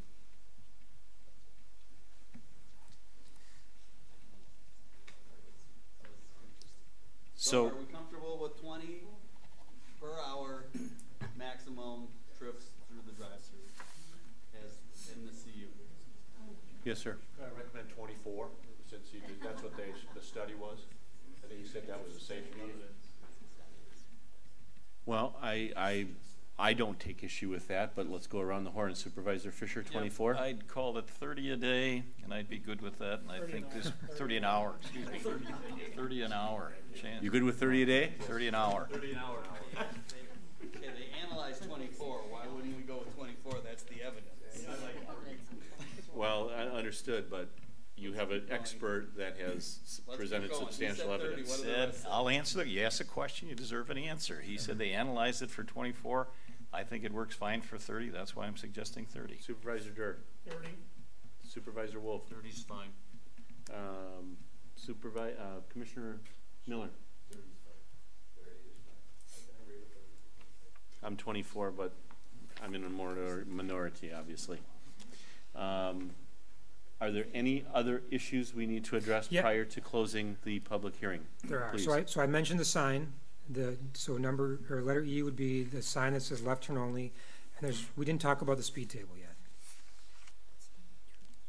And whether or not that's something that you think is required. Let's ask. I'm sorry. I just had a great point brought up. Is that 30 trips or 15? One in and one out. That's a great point. It's 30 times past the drive window if you don't disorder and have to go around again. Okay. Thank you. So I won't even define it as trips. I'm going to define it as 30 vehicles through the drive-through lane. Thank you. Perfect. I'm sorry. Continue, please. So the last thing was the potential for a speed bump or speed table that we haven't talked about. If I could address the speed table or speed hump issue, we did these quite a bit. One of the benefits you have of the driving lane is you have the bollards that stick out for the transformers. Visually, that kind of acts as your traffic choker. So in other words, as you're driving down that aisle, you'll have the bollards that are closer to the building. These bollards that stick out by the transformer. People will see that and see there's a choke point and naturally slow down for that. So with that, I don't see a need for a speed hump or speed table in this area. typically, those are used on longer stretches of roadway where vehicles get up to speed of excess of 20 miles an hour. This segment being so short, it's highly unlikely vehicles will exceed, 15 miles an hour even through this area. But these bollards here kind of acts as a natural choke point. That's just, traffic engineering. Got a suggestion. Why don't you take, from the traffic island or across from the transformer bollards or what or not, some diagonal striping across there, 10 miles per hour and about 600 point font or what or not with a little bit of traffic paint, we're done. Okay. Can we summarize? We got 30 vehicles traveling through the drive-through. We Hours of operation from 6 to midnight. You have one on signage. We have the tenant space limited to 1,740 square feet. Or does that even need to happen at this point? Because if you wanted to expand east, let's say you knocked it out and expanded east, is because the drive-through is already limited to 30 trips or 30 vehicles through the drive-through lane at any 1 hour. Do we care what size the tenant space is?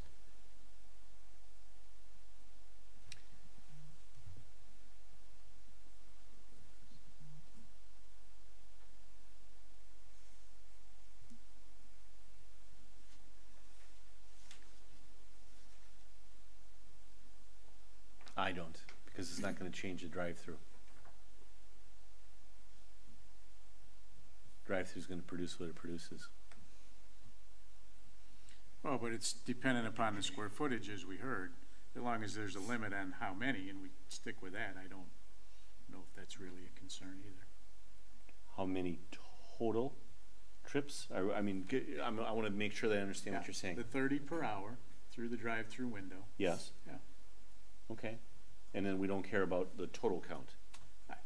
Well, I think that's largely dependent, again, on how many will go through the drive-through. So I would think, especially if you're asking that the space is limited to 1740, that we would stick with that. But I'm not partial one way or the other. Thank you. Supervisor Fisher. Typically, I think when we do in a multi-tenant building like that, if we're doing a conditional use permit, isn't it usually for the space that the tenant's going to rent? It seems to me like that's what we've done in the past. It is. That's correct. But we don't have a tenant yet. We're generic. That's why this is so. But they got the space for it. I guess the other way about it is, what's the size of the entirety of the building? Does anybody have a sense of that? If there's not something on that, are we basically giving a conditional use permit for that for the entirety of the building? Maybe that's unlikely, but I wouldn't be comfortable with that.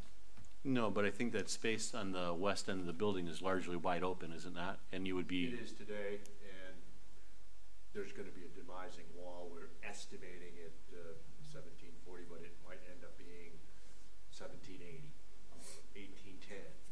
I wouldn't have a problem with 2,000 feet or something. Do we know what the entirety of the building is? 17,000. 17,000. I don't think we have to be hung up on that number, and I'd leave some wiggle room in it, but I don't think I'd leave it completely wide open. You limited it to 2,000. That's more than fine. Thank you. You got that, Sean? Yeah, I do.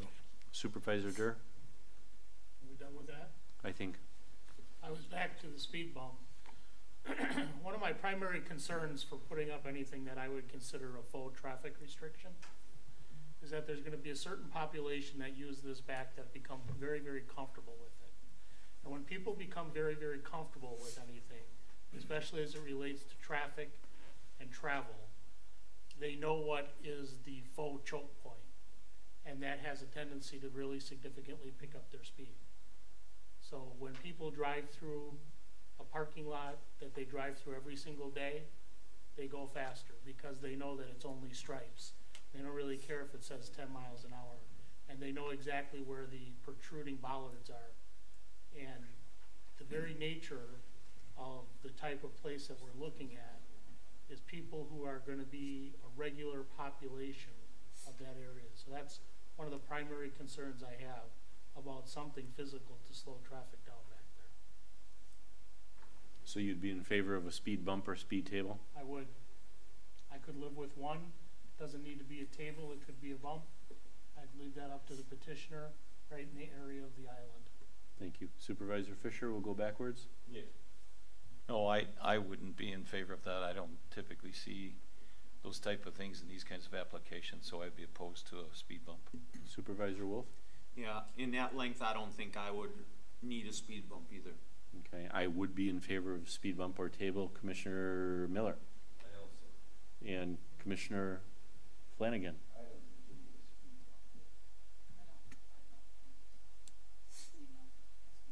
would be in favor of the speed shrubs, you know, they have a parking lot at 10 mile in the pavement, not necessarily a problem, but I mean, I've been to that, the shop here and stuff, and there are cars come through the front of that parking lot at a pretty fast clip sometimes, and they're still backing on, just waiting for an accident on to this. I think that in the back, and you have open area, they're gonna speed, so something to slow it down. I think if that opposed to the speed bump, I could live with those shrouds and, you know, painted at the pavement or something like that, to give them an idea if it's,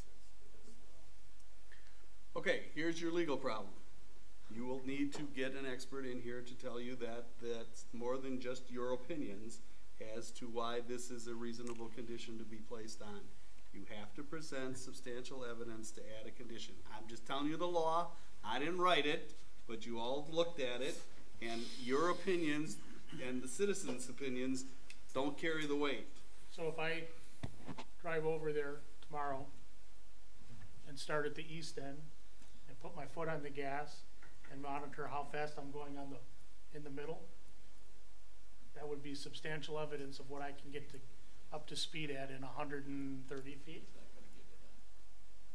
I don't think that If that's what's based on the substantial evidence. But Substantial evidence is, if I could interrupt, is typically we'd have to do an actual speed study out there. In other words, mount cameras up there and actually monitor the speeds that happen over several days, compile that data, see what the average speed is, 85th percentile speed. So it's a lot of data compilation to have, providing you substantial evidence that there is a speeding issue out there. And the question is, how do you fix it if it is high enough to cause concern?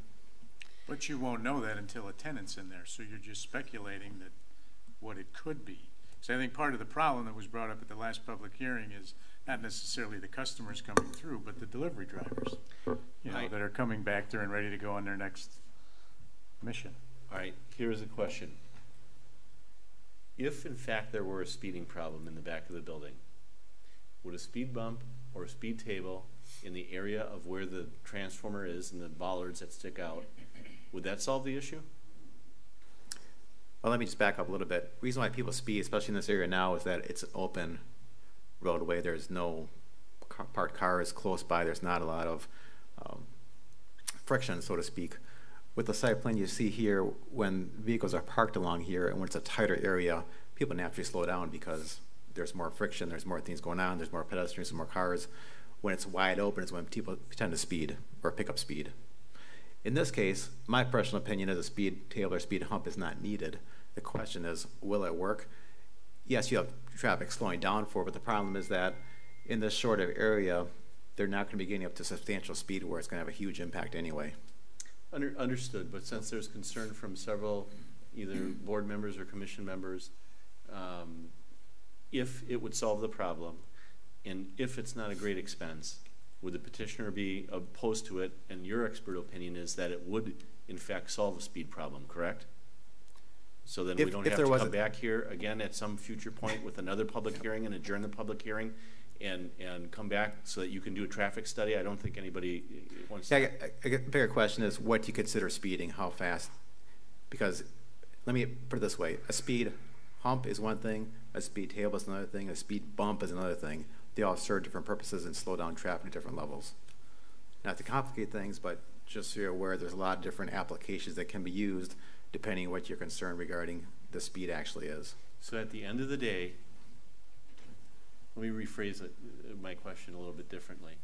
If in fact there was a speed problem, and let's say that we adjourn this public hearing, and a month from now, you complete another traffic study at great expense, and you determine that there is a speed problem, if there was a speed bump and or a speed table put in, would that solve the problem? And then we wouldn't have to come back here again in a month from now and do this all over again. Yes, a speed table, speed hump That would solve the problem. Would in your slow expert traffic opinion. down, yes. Thank you.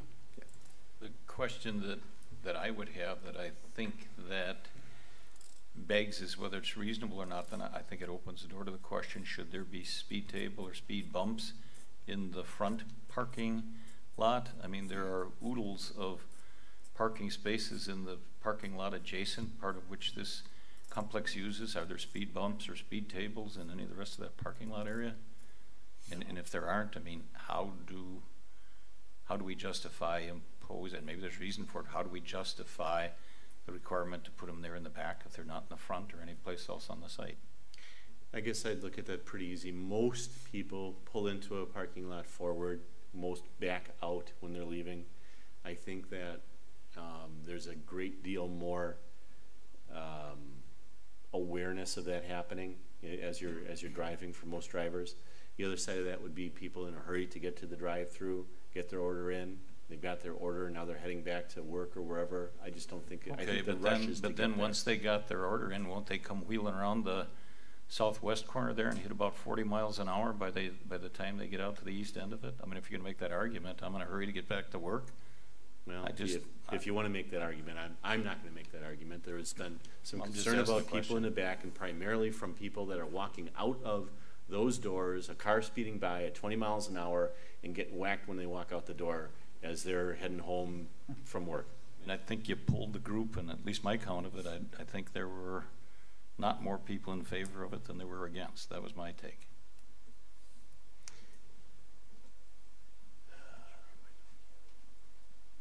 Well, as I said, someone will need to make a motion to adjourn the hearing, and we'll have to get an expert in here, because I'm going to tell you, you can't just arbitrarily say where this speed bump is going to go or the speed table is going to go. I'm sorry, I'm just telling you the law. All of these conditions you're putting on here, we're supposed to have substantial evidence. They've agreed to them, so I'm not as concerned about litigation, and we have nobody objecting, so I'm not as concerned. But that's not good basis for not following the law. You all know that.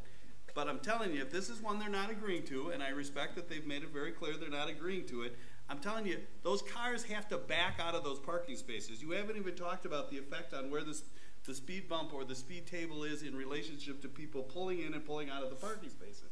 Now, there is an island there, you know, and maybe by the angle there's a spot where there's the appropriate place to put it, but we don't have any evidence to that in this record of how the effect of slowing these people down is going to have the effect on the use of the parking spaces. I don't know how that works when you back out of a parking space and you hit a speed bump or you hit a speed table. You're pulling into those parking spaces, and wherever you put that's going to affect a parking space, isn't it? Where you put the speed table or the speed bump? Sean, what's the average elevation of a speed table, please, if you know? I do not know. Sorry, I do not know, but if there was going to be one put here, it would probably, this might be the location, because it doesn't impact this guy pulling in or out, and it doesn't really impact this guy pulling in or out. So you probably could squeeze something in there and it wouldn't really impact the parking if you wanted to. That was my point, but I don't have any evidence to show how this is needed. I have a question. Are there any speed bumps in Culver's parking lot? No, but there is one at the new Caribou and Firehouse Subs farther down where the old Kmart is. This is a totally different situation. It's just not a big deal. Okay. And it's not a big deal. Don't put it in and see if it passes. I mean, we don't all have to come and agree on everything. Don't put it in, see if it passes. Let's move on. Thank you. Okay, then when you talk about the signage, is that the signage about the left turn only, no right turn? Is that what you're talking about? Correct. We're going to prohibit traffic from turning into the senior housing complex because there is no cross-access easement there. Okay. So let me ask a question here. What substantial evidence do we have that it's going to be a problem that people are turning right into the senior center? Okay. Because now we're going to put a condition on him that he's got to put a sign up there. Right. And I want to know what the substantial evidence is. Or are we going to have the traffic guy go put up cameras and come back here in 6 weeks? No, and I can answer that question. We specifically asked them if there was a cross easement, and there is no easement. There is no right for his traffic to go onto that property, and we would be remiss as a community to not restrict it based on the evidence that we have here. If they had a cross easement and they had the right to do it, your staff wouldn't be raising it. Our recommendation on the condition is specifically based on the evidence that was presented at this hearing, that they don't have a cross easements and they have no right to send to their people, even though the curb cut is there and the drive is there, they have no right to send it. So we as a staff believe that absolutely there's substantial evidence to put that condition on. If they had come back and said we have a cross easement, we wouldn't have even brought it up. That's why we asked them. Should there be a condition then to remove the connection if it can't be used? We haven't gone that far because historically it's been there, and the seniors seem to, I don't know what they're going to do if they use it or not use it. We were more concerned with the delivery trucks, be it semis or otherwise, not wanting to wait for the drive-through to clear and go through, and then we'd have to deal with complaints from an adjoining property.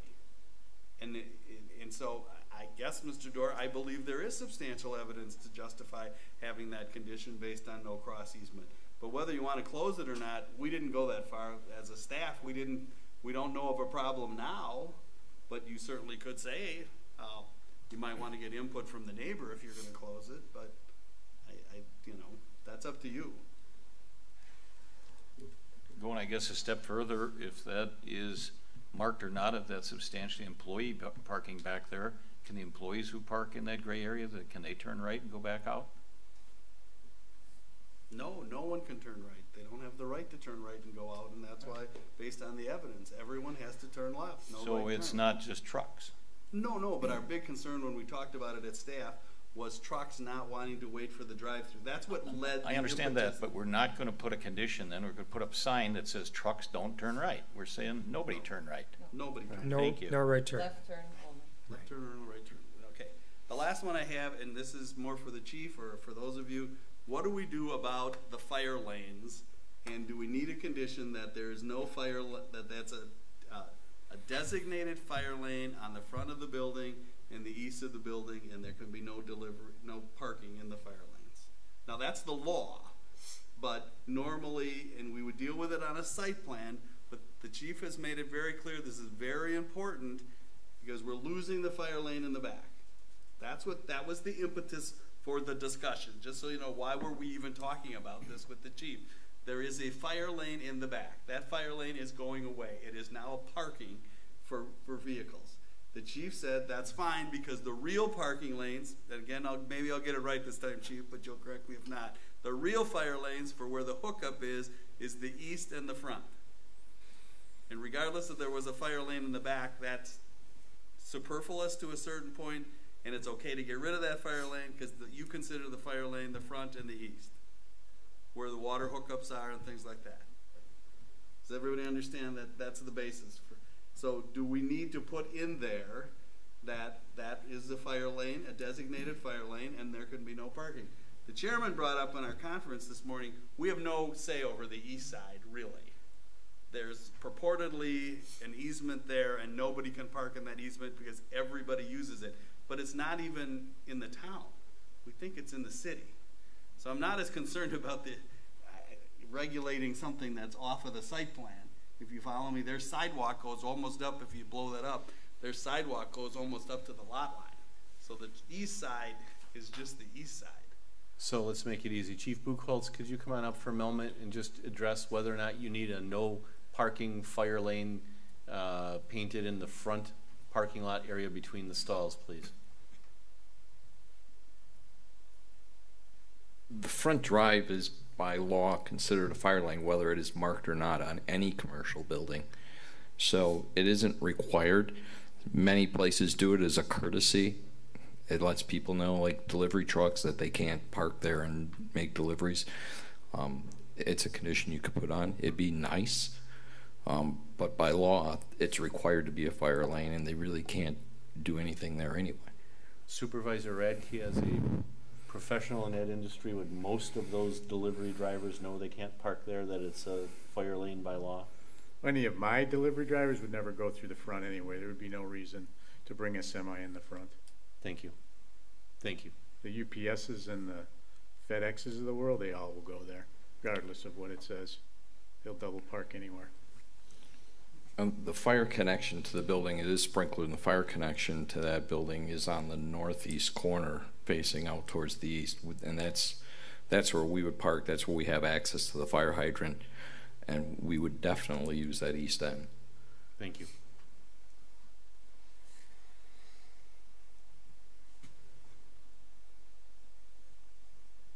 Other questions? Anything else? Sean, what else do you have? I believe that is all the extra conditions. It was the hours of operation, 6 to midnight, tenant space, 2,000 square feet, outdoor storage prohibited, sign for left turn, only no right turns, only 30 vehicles maximum per hour through the drive-through, and that's all I have. I don't think you actually voted on the speed bump or speed table, though. I don't think you made a determination of the speed bump or speed table yet. I think majority said no speed bump, no speed table, but there was discussion about striping and speed limit in 600 font. Yeah. I wouldn't make that a condition, but I would make that a strong suggestion. Thank you. All right, where are we at on the fire lane, just so I know? Because he's already told me the FedExes are going to park there, and now everybody who comes through the drive-through has to sit there and wait till the FedEx guy is done delivery. If you don't have this marked as a condition of no parking in there, I don't know that the officers will give them a ticket. I mean, you're trying to not have conflict between the uses. But it sounds like Chief Buchholz said they would likely park on the north-south road on the east side of the building, correct? Not even in the fire lane itself in front of the building? So are we talking about putting no parking fire lane down the middle of the, between? Yeah. The chief says it is a fire lane. His testimony was that is the Correct. fire lane. So. And Mr. Radke just indicated that's where FedEx is going to park. How do the people leaving the drive-through get out? If there's a FedEx truck parked in the middle of that. Well, they would be parked off to one side, most likely. 24-foot. Right. Right. It allows head-to-head traffic. I mean, Presumably you'd have enough room. If they're already doing it, it's not really. Nobody drives around the building now to come out that way. I think his implication, though, was that whether or not it was painted or not, I think it was sort of a slight at the drivers that regardless of if you painted it or if you had an officer park there watching them, they're going to park there anyways. I think was your implication there. I'm glad I'm not the only one who picked up the subtlety of there. Well, I mean, you've answered the question. If it's wide enough that they pull over, that you can still get the people out. I mean, you're changing the traffic flow on this property. That's why we're here, in large part. But if that's the answer, they're going to pull over and not block it. I guess that solves the problem. And maybe you don't want to do anything. It doesn't sound like anybody's concerned at all anyway. So. All right. Does anybody not have enough information to close the public hearing and move forward? I need the petitioners to agree that they will meet the requirements, the conditions, and these new conditions, so we can get that into the record. We do. That's all I have. Thank you.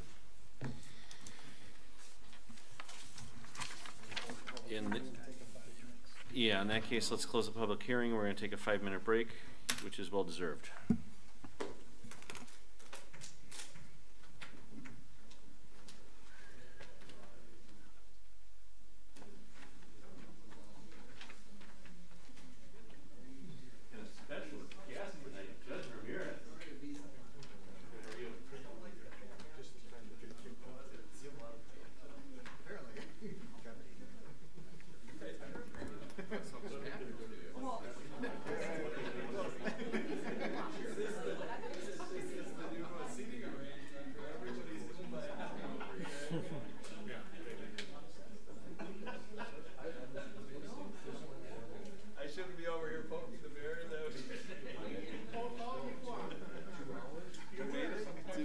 I think so, yeah.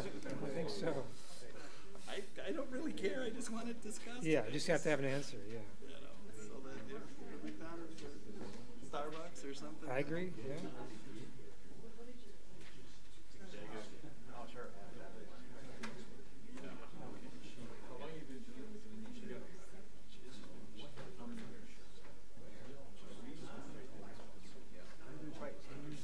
She's hired.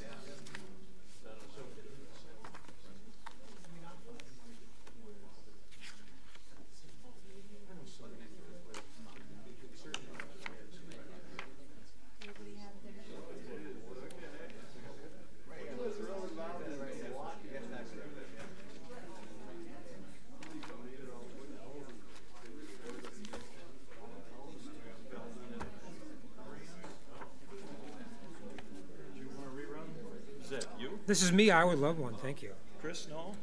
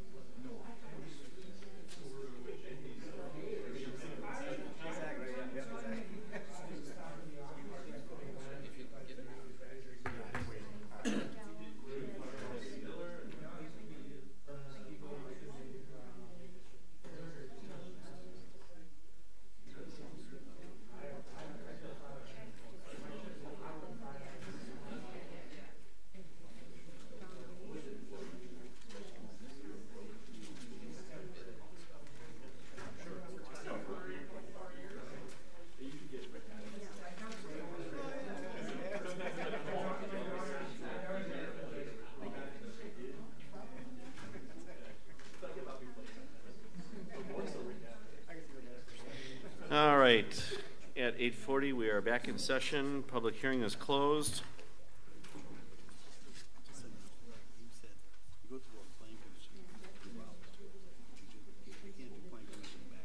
Oh, that's what you did last time. Nope. Well, I wasn't here, but because you got to have a recommendation from the planning commission. Good point. The board can act. Okay. But you can read and say, I believe the answer is blank. Does everybody agree? You don't have to poll them. Fair enough.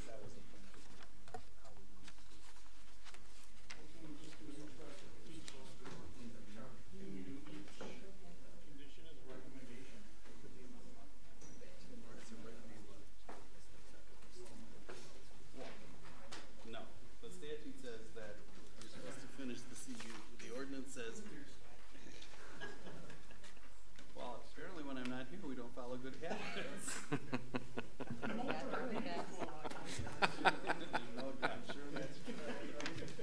All right, we are back in session, and we're going to go on to number 9, conditional use permit for the petitioner, Tim Larson, Shops at Sunset.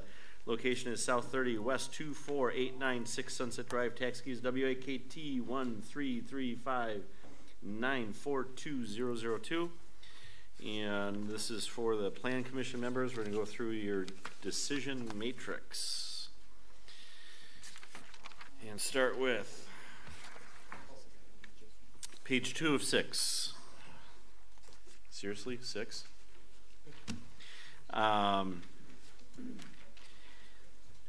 Specific conditional use criteria for drive-through lanes serving food or beverages to customers other than the booth or table, section 13-2-9, sub I, sub 10.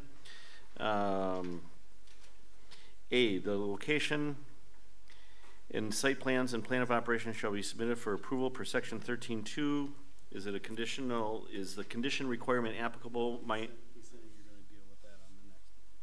I'm sorry. Fair enough. We're on B. The application shall include and be reviewed based on the following information. Traffic concerns, ingress and egress lanes, is it a condition that is applicable? My answer would be yes. Does anybody disagree? Mr. Chairman, I might recommend you can do I through V together and just ask if there was, you know. Sure. Thank you very much. Handle them as a group because they're all sort of interrelated, but at least you handle them. Stacking of vehicles, screening of headlights, speaker location, volume, and adjacent uses. Regarding traffic concerns, there was a traffic study done, and it provided substantial evidence that would meet and would not inhibit any other businesses or residences around. Stacking of vehicles, same answer. Regarding traffic study, screening of headlights, there's detailed planting and landscaping plan that was providing 692 points as opposed to currently 469 points of landscaping. Speaker location and volume, it was indicated that the speaker volume would be only 54 decibels at 32 feet away. My understanding is that's substantially less than most event venues. Adjacent uses, there's senior housing to the north and retail to the east and west, which would be concurrent to the use at this facility. So are these conditions applicable? My answer would be yes. Is there any disagreement? Just one real quick comment. I think as a practical matter, 3 there, screening of headlights, I think is a practical matter.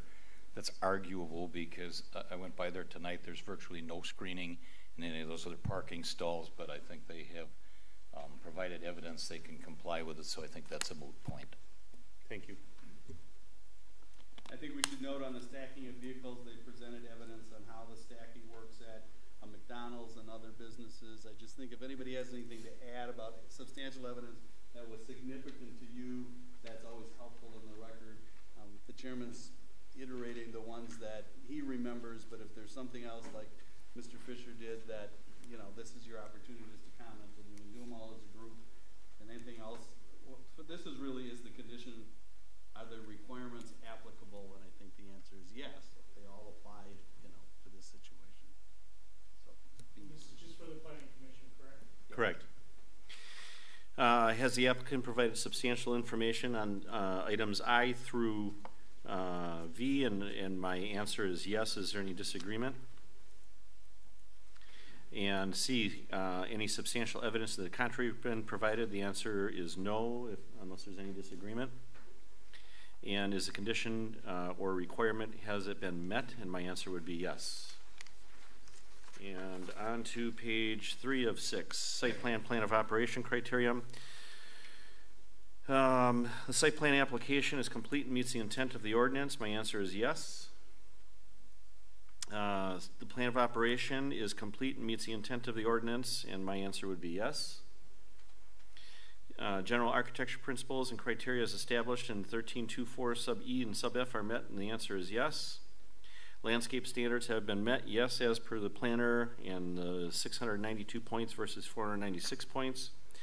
I'm going to take 4 and 5 and 6 together. Exterior lighting standards are not being changed. Exterior site usage standards per 13.2.4I are met, and my answer would be yes to all 3. Any discussion, Supervisor? The only thing I'd say, you touched on it with 5, but about exterior lighting standards, is the condition requirement applicable? I would say to the extent that the requester doesn't have any impact on that whatsoever, I'd say it's not applicable, and I think you sort of a little bit said the same thing. Fair enough. B, has the applicant provided substantial evidence on 4 through 6? My answer would be yes. Has any substantial evidence been to the contrary provided? My answer would be no. And has a condition or requirement been met? And my answer would be yes. And it looks like we're all in agreement. On to page 4. General conditional use requirements will not violate the spirit or intent of the ordinance. I'm going to take 1, 2, 3, and 4 all together. Will not be contrary to public health, safety, or general welfare. Will not be hazardous, harmful, noxious, offensive, or nuisance by reason of noise, dust, smoke, odor, other than similar factor, or for any other reason causes substantial adverse effect on the property values or general desirability of the neighborhood, except as may be specifically otherwise provided. Any such use shall conform to the building location, height, and area regulations in the district which it's located, and the approving body may require compliance with such other conditions as may be deemed necessary in the specific situation. Is the condition requirement applicable in all cases? I would say yes. Speak now or forever hold your peace. Has the applicant provided substantial evidence? My answer would be yes. Has substantial evidence to the contrary been provided? My answer is no. And has the condition and requirement been met? My answer would be yes. On to page 5 of 6. Specific conditions. The conditional use approval is limited to Tim Larson, DBA Shops at Sunset, and future tenant to be allowed to operate as a quick service casual restaurant on the property, including a single drive-through lane and service window, additional parking in the rear of the building, and these are going to be subject to the modifications as set forth that the planner will put together. We got to go through because I think we're striking the future tenant, correct? No, we struck Jimmy John's from the staff report. The future tenant is still okay. And the hours are now what? 6 to 12 p.m. Tenant space is limited to 2,000 square feet. Outdoor storage is still prohibited. Parking spaces on the north side of the building shall be posted as employee only. That's going to be struck. Yeah, and then we're adding the no right turn sign so that the traffic does not go into the senior housing. Thank you.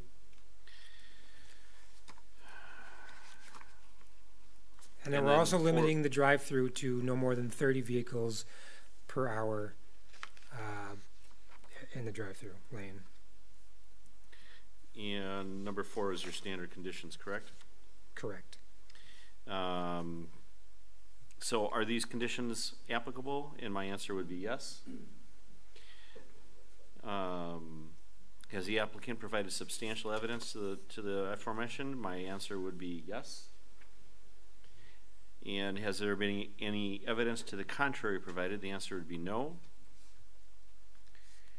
And is the condition or requirement met? My answer would be yes. See a bobbing head here and there. Just a minute. On to page 6.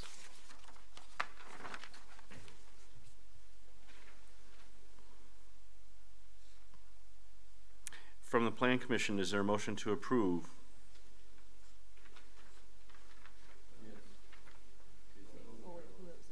I had Miller and a second. Flanagan was second. And the motion would be, I move to grant the conditional use for the drive-through lanes serving food or beverages to customers other than at a booth or table as presented by the Town of Waukesha planner and agreed to by the applicant. The Town of Waukesha staff is directed to draft the conditional use order and place it in a final form consistent with the Town of Waukesha's discussion. I think we have to change as presented by the Town of Waukesha planner to as discussed tonight. We made major changes. That's what the second point that you check the checkbox is. Conditions stated within the conditional use order shall be modified in the manner described by the Town of Waukesha's discussion. Thank you. Any discussion? But there's still confusion because you had recommended that it be issued, your staff report says issued to a specific user, if I'm remembering your statement correctly? Right, but that checkbox basically says we're amending that based on the discussion that happened tonight. And agreed to as agreed to by the applicant also. Yeah, I got that. That's good. Okay, so you're saying we can leave as presented because we've modified. We modified it in the discussion, yes. Everything else in your report stays the same. Correct. Okay. Thank you. Any discussion? All in favor? Aye. Opposed? Motion carries. On to the town board. Mr. Chairman, just to move things along, could I just ask that the comments that I made while this was before the Plan Commission be equally applied to the town board discussion without the need to repeat them? Sure. Thank you. Please.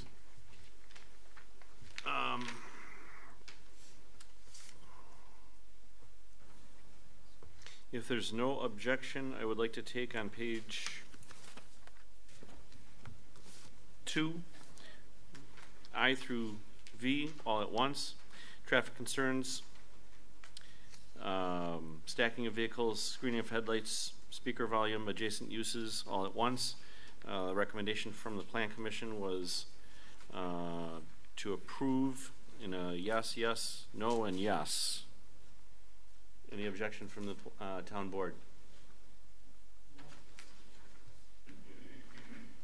Oh, you're all to the right now. That's easy.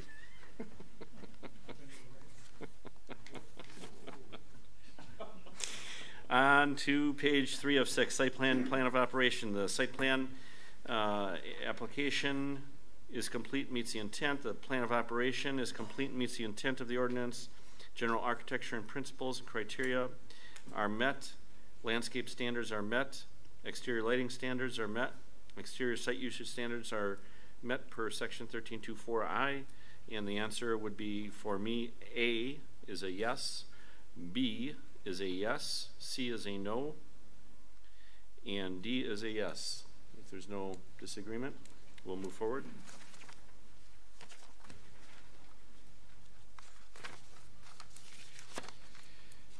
On to page 4, general condition use criteria. Again, we'll take 1 through 4 together. Will not violate the spirit or intent of the ordinance. Will not be contrary to the public health or safety or general welfare. Will not be hazardous, harmful, noxious, offensive, or a nuisance by reason of noise or dust. Smoke, odor, or other similar factor for any other reason causes substantial adverse effect on the property values and general desirability of the neighborhood. Except as may be specifically otherwise provided, any such use shall conform to the building location, height, and area regulations of the district in which it is located, and the approving body may require compliance with such other conditions as may be deemed necessary in a specific situation. In column A, my answer is yes. In column B, my answer is yes. In column C, no contrary evidence has been provided, and I believe that the condition has been met. On to page 5. With the previously discussed modifications that the planner will put in place, conditional use approval is limited to Tim Larson, DBA Shops at Sunset, and the future tenant to allow operation of a quick service casual restaurant on the property, including a single drive-through lane, service window, additional parking in the rear of the building, subject to the plan of operation. Hours will be 6 a.m. to 12 p.m. Tenant space is limited to 2,000 square feet. Outdoor storage still prohibited. Parking spaces on the north side of the building are suggested to be employee only or entirely stricken? Entirely strict. Okay. No right turn only. No right turn at the west side of that drive-through lane. 30 vehicles per hour through the drive-through is the limit. And number 4, the standard conditions. My answer to all those in column A is yes, it is an applicable requirement. B, has substantial evidence been provided? Yes. Column C, no evidence to the contrary has been provided. And D, has the condition been met? My answer would be yes. Going back to page 3, what was your no? Back to page 3. No is on column C.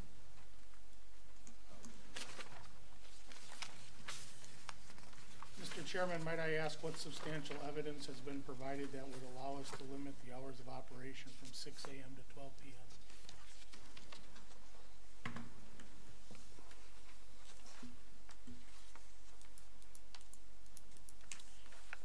Isn't, I don't mean to answer for you, but I'm gonna, isn't the answer to that, is that actually even exceeds the request of the petitioner? Isn't that the answer? But we're not, This isn't related to the request of the petitioner. This is related. Okay.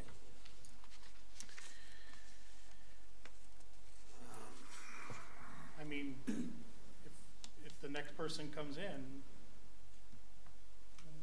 what substantial evidence was presented that allowed us to put this condition on?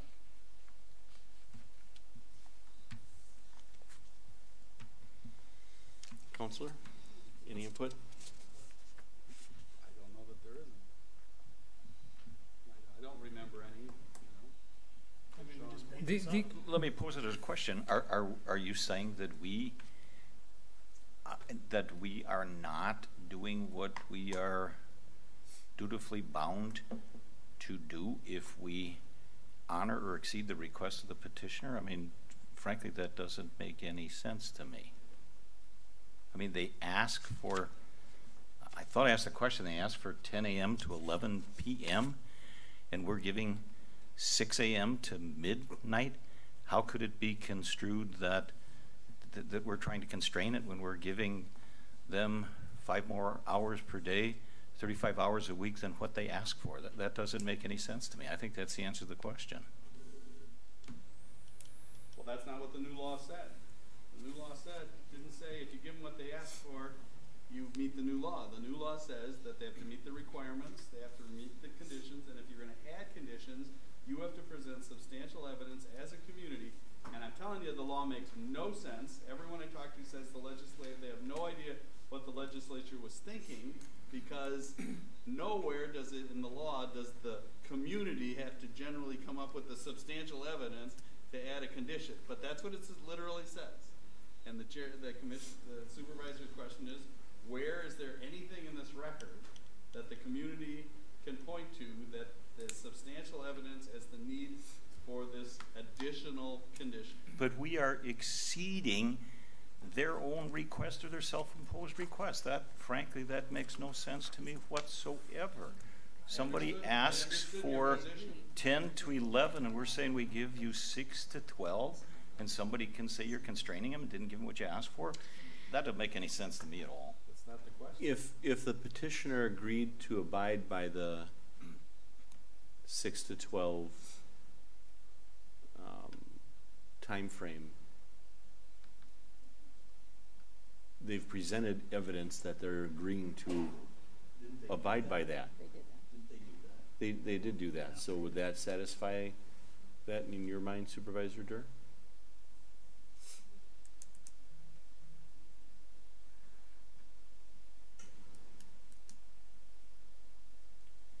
No, it doesn't. I don't think any substantial evidence is it doesn't have anything to do with this petitioner. It has to do with the condition, the restriction that we're putting on the conditional use. That's just the way I see it. No need to argue about it. But if Act 67, fundamentally, and we've been taught this over and over and over, if this is fundamentally a property owner's Bill of Rights, and a property owner says, I'd like to exercise this right or find some substantial evidence to deny me, and I want to operate from 10 a.m. until 11 o'clock, and we say you can operate from 6 a.m. to 12 p.m., I can't, and they've consented to that, I can't see possibly how the town of Waukesha isn't doing a responsible thing to accede to their request. I don't get it. All right. I think the majority has agreed to that. So is there a motion? No? Board. You already recommended it. I motion we approve. As per the conditions set forth and amended by the planner. Yes. And a second. Second. Any discussion? All in favor? Aye. Aye. Opposed? Abstain. I was going to say that next. I beat you. Thank you. Motion carries. Thank you for your patience. Yep. On to 10, site plan of operation for the petitioner, Tim Larson, shops at Sunset. Location is South 30, West 24896 Sunset Drive. Sean, not done. Forgot the site plan and plan of operation. Tax key WAKT 13359420002. Planner Malarkey. Thank you, Mr. Chairman. The petitioner is proposing a zoning text amendment to allow off-premise signs under certain situations. What did I miss? We're doing the site plan and plan of operation. It's a site plan of operation. Wasn't that null and void? That's null and void. That's a moot point. Sorry. That was the next thing. Sorry, I was not paying any attention. So we only needed this if this didn't pass. Thank you. So he could get the parking. Okay, so we are in fact done. No action. Are we good? We are good. Thank you. Very good. On to 11, public hearing for Jeffrey Panosian, request for zoning text change. Notice is hereby given that a joint public hearing involving the Town of Waukesha Plan Commission and the Waukesha Town Board will be held on 13 September 2018, beginning at 6:30 p.m. at the Waukesha Town Hall, located at West 250 South 3567 Center Road, Waukesha, Wisconsin, to hear proposed zoning text change for petitioner Jeffrey Panosian, specifically for the amendment of section 13-2-15 off-premise sign and section 13-2-15 sub C signs permitted in all business, industrial, park, recreation, and public districts with architectural approval and permit. All interested parties will be given an opportunity to hear. We can open the public hearing. Mr. Panosian, would you care to speak? Should I start? It's up Go to the ahead. chairman. Sure. Just why don't you give some background about what you're asking for and why? Okay, so what I'd like to do is have an off-premise sign, or the bottom line is that I would like, once the bypass goes through, access to my facility is going to change substantially for my clients, and I would like to have a sign put up on the neighboring property to direct the customers, show them the new way to access the facility. Thank you. Planner Malarkey? So the way off-premise signs are currently defined in the ordinance is it says a sign not intended to be temporary and advertising and use not conducted in the parcel where the sign is located. They're not permitted in any district right now unless recommended by the Plan Commission and approved by the board on the basis of the criteria contained within the subsection. They can only be approved right now where there's 2 or more adjacent parcels that would share the sign. They have entered into a written agreement with respect to its use, maintenance, modification, replacement, and or its ultimate removal, recorded with the Register of Deeds, and the sign is otherwise consistent with the purpose and intent of the town off-premise sign restriction, minimizing sign and visual clutter. So right now, if there's 2 property owners that are adjacent to each other, they can come to an agreement. They can share a sign that might be located on one property or another. So it's off-premise for one of the property owners, but it's an on-premise sign for the other. So right now, that's the only way they can be approved. So what the petitioner is asking for is to allow approval of off-premise signs in other situations under very specific circumstances. In this case, because Merrill Hills Road is going to be cut off and essentially become a cul-de-sac, it's going to limit the traffic and visibility on that particular road. So he's asking for a temporary off-premise sign, but in order to do that, we have to change the language in the zoning ordinance to make that happen. So essentially what would need to happen in summary is we'd have to redefine off-premises signs so that they can be shared by adjacent property owners as mentioned before, or they can be truly located off-premise on a temporary basis when a road project converts a through road to a dead-end road, which is the case here.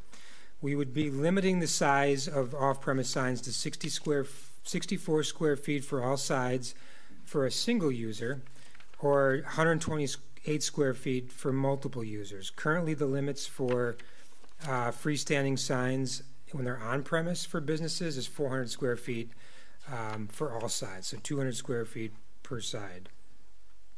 We'd ensure that the signage serves the same purpose as the existing on-premise sign for the business or use. So if the sign on-premise is advertising that particular business, the off-premise sign would have to do the same thing. So we just want to make sure that it's for the same purpose. The limit to the distance to the off-premise sign would be 1/2 mile from the business or use, and we'd be limiting the duration to 5 years.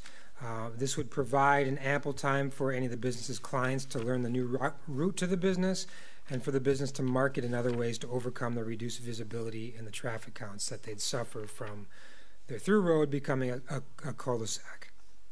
So originally, staff also proposed a condition that stated that any off-premise signage that's being proposed would count toward the signage on the property as well. So if he had 64 square feet of signage off-premise, he could have 64 less square feet on his property, so it would count toward that. The petitioner did not want to go that route, and I think maybe you can provide some input as to why you feel that that particular provision wouldn't be acceptable to you. So what I've done then in the staff recommendation is basically set up under the conditions would be the exact language in the zoning ordinance changes as I just summarized. So I'd ask the petitioner now to maybe clarify why you couldn't live with the square footage off-premise counting towards your on-square footage sign. So this is going to be a temporary sign, is what I'm looking for, to provide directions to the facility. So I think it's, in my opinion, it was kind of a, was not an apples to apples comparison, or you're mixing apples and oranges. The sign that I would erect on the property would be a permanent sign, and it's going to take me a little bit of time before all of that happens, but it could be within, let's say, you know, the 5-year period that this temporary sign exists. And I would hate to be able to have to minimize what would be, you know, my long-term permanent sign, and reduce the square footage of that because of this temporary directional sign. So I thought it was kind of an apples and oranges comparison, because one's temporary and the other is permanent. How big do you want the temporary sign? It's set, it would be each 32, 4 by 8 each side, 64 square feet. And there's no sign proposed at this point in time. The hearing tonight is simply to change the language. Jeff, you'd have to come back in the future to... Right. So you're not approving a sign. You're approving the idea that because of the impact that the bypass, the burden it's putting on my business and access to the business, you're approving a change to the ordinance that in that very specific situation would allow someone to put up a sign off premises, a temporary sign off premises. And then if you were to approve that, then I would have to come back and say, okay, now I want to apply for a sign, a temporary sign off premises, and I can apply for that sign because the ordinance allows me to apply for that sign. Does that make sense? How large is the permanent sign that you envision? I believe it's 200 square feet. You're limited to 400 square feet. Oh, so 200 per space. 200 per side. Your sign's not that big yet. What size is your sign now? Oh, my existing sign right now is, I would say maybe 40 square feet, something like that total, both sides. If that, maybe even smaller. 4 by 10, 40. Yeah, so I'm sorry, no, maybe it's like 80 square feet, my existing sign. But I would hope in the future to put up a new sign, given the change to the roadway, a permanent sign on the property that would be, I've got a monument sign right now that doesn't sit very high, so I would want something that's higher that would be visible from the bypass, if you're asking about in the future. That's, right. Yeah. Can I ask a question or two?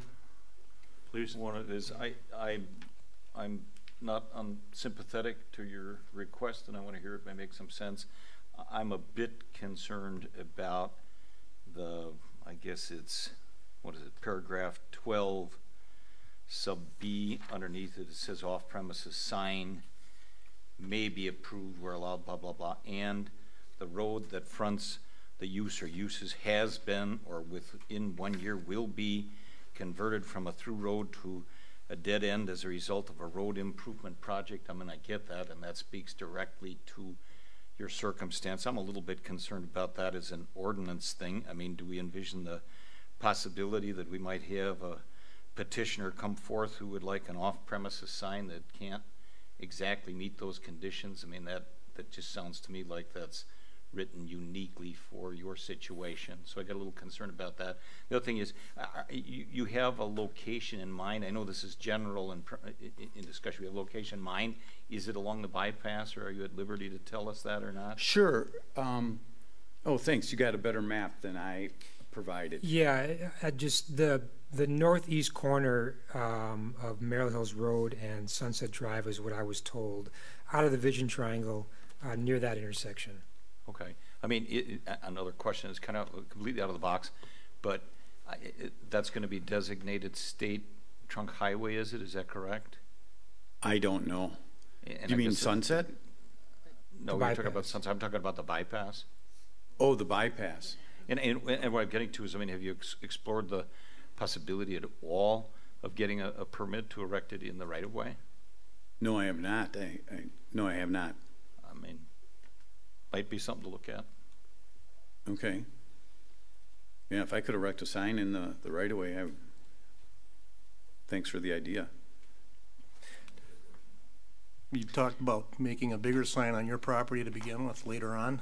That's what I would, signs are really expensive, but I think that's what I'm going to need to do, yes. What's wrong with doing that now and eliminating this whole thing here and just putting the bigger sign up higher up and getting more exposure that way right off the bat? Because I mean, you've got kind of a destination business here. It's not exactly like people are going to drive by and it's going to say pull and I'm going to rent some storage. They kind of know where you are already, especially if they already have property stored in your facility. And I'm kind of thinking they're going to find a way to get to it one way or another, whether there's directions or not. So to answer the first question about why don't I do it right now? So that would, these signs are really expensive. So I could easily spend $20,000 to $30,000 on a sign, easy. And so I'm going to need some time to, budget and save those dollars. So that's one issue. And so I'm not ready to pull the trigger on that. And that would be a large internally lit sign. I'm not talking about an internally lit. I'm talking about something tastefully done, but basically which just provides direction, like this is the way to Waukesha storage.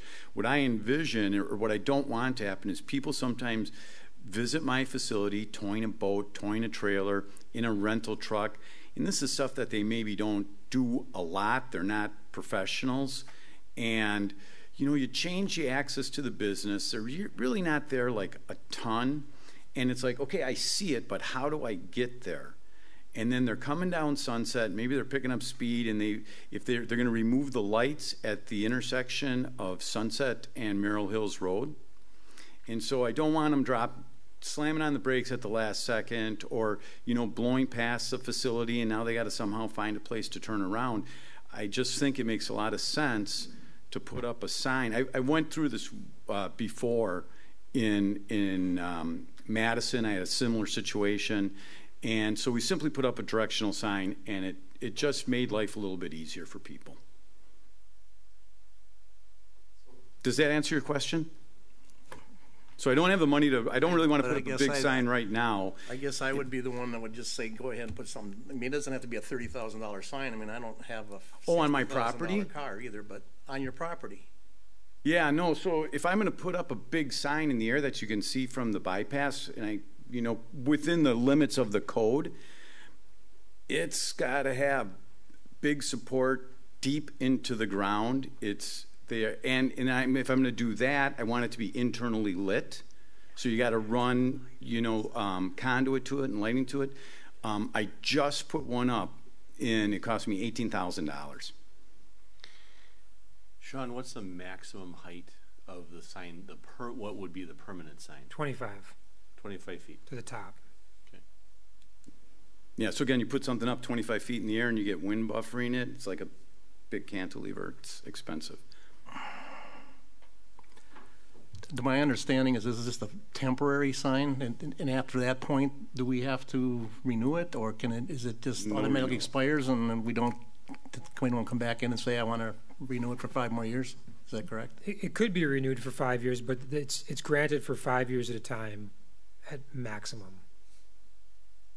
So And if I'd you be want- willing to sign up to say that I'm not going to renew it for 5 years. But I mean, but if he came back after 5 years and you know, and he wanted to renew it, I mean, the obvious answer would be, well, we gave you 5 years. If you haven't improved your marketing or you haven't put your sign up from that, tough, because that was the whole point of this. Right. The reason I'm asking for it, the intent is for directions, you know, to help people understand, you know, I see the facility, okay, how do I get there? Make it easy to get there. So it's a temporary sign. So just for clarification, the way I read this right now is it's not, there's no renew. I mean, it says, shall be limited to a maximum duration of 5 years, period. I mean, and that sounds like it's fine to Mr. Panosian. That's fine with me. great. But I'm just, if anybody would ever Well, want to true, use it in the true. future, I don't read any renew You're process. right. I think you're right. The fundamental question that I guess that I would have, again, not being unsympathetic to your situation, but how do we, somebody that comes, if we do this, how somebody comes in from 3 or 4 or 6 months from now and say, hey, people are having trouble finding my location? I don't think, as a practical matter, how could we deny anybody's request to do the same thing? I mean, I don't think we'd be comfortable folding back and saying, well, you can't do it because the road that fronts your property has been, or with 1 year, will be converted to from a through road to a dead end road with cul-de-sacs or road improvement project. How do we, and I'm just asking it aloud for other people, maybe Attorney Macy wants to weigh in, or Sean, as a practical matter, how do we say no to anybody else who wants an off-premises sign? And maybe we don't. Well, I think it's the way that it's written very, very tightly. I understand that, and that's my concern, because then it is an ordinance which is written for the benefit of one individual. Well, one for now, but that is the whole point. The whole point, the rationale is his access changed. I get all of So, that. so that's the reason for the off-premise sign. Just because someone doesn't feel like they need more exposure for what, I mean, that's the rationale. So that's the evidence. I Basically. understand his rationale, but my point is, how do we, or if anybody comes along and says, here's my unique circumstance, do we add paragraphs C, D, If it's good enough, E, F, yeah. and through If it's V good enough for all of rationale. the conditions under which you could have that? That's my concern. I don't know, Attorney Macy, do you have any comment on that? Well, if your question is, can you write it this way and limit this way, the answer is yes. Do you have a political issue when the next person comes in? And the answer is yes. I mean, that's the only way I can answer it. You'll have to decide on a case-by-case basis. Now, and keep in mind, this isn't coming from staff. This is coming from a resident. Correct. So anybody can come in and ask to create a new conditional use or change the text. But yes, and when we reviewed this, I said, don't ask Macy about it, because Macy recommends against it because it opens that can of worms. And so I did say that this morning, didn't I? Don't ask Macy about this. I don't like off-premise signs. Every community I work for gets rid of off-premise signs, but I've been told that there may be a unique situation here that this community to look at, but I share your concern. Sorry I put you in the barrel. No, it's my job. Any more questions for the planner and or the petitioner? Do we need to make it clear that there can be no renewal, since somebody has at least read it, that there's the potentiality of the same? You know, my rule is, if everybody reads it and we read it differently, we didn't write it well. And so we want to make sure we're writing it well. Would it benefit the drafting to say, and no renewals are allowed? I think that would be fine. Okay. We can open it up to public comments if there are any. Seeing none.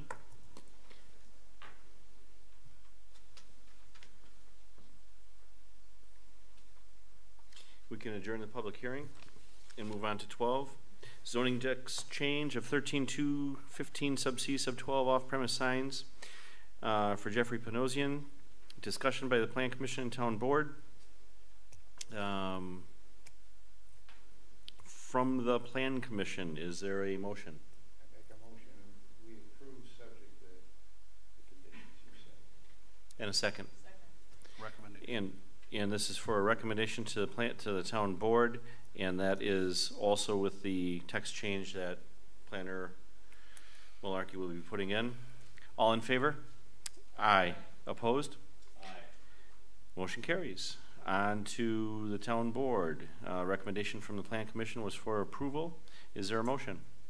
I move we accept the recommendation of the Planning Commission. And a second. Second. Any discussion? All in favor? Aye. Opposed? Aye. Motion carries. On to 13, adjournment of the Plan Commission. Second. All in favor? Aye. Opposed? Motion carries. We are adjourned. Plan Commission's adjourned. Yes.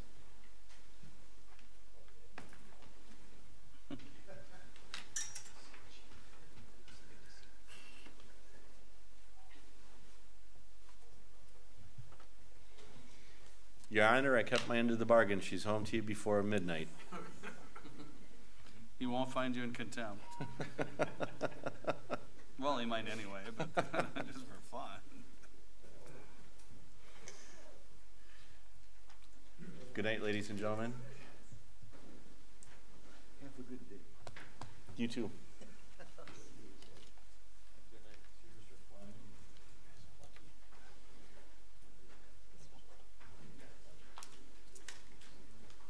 Can we put that off till tomorrow? See?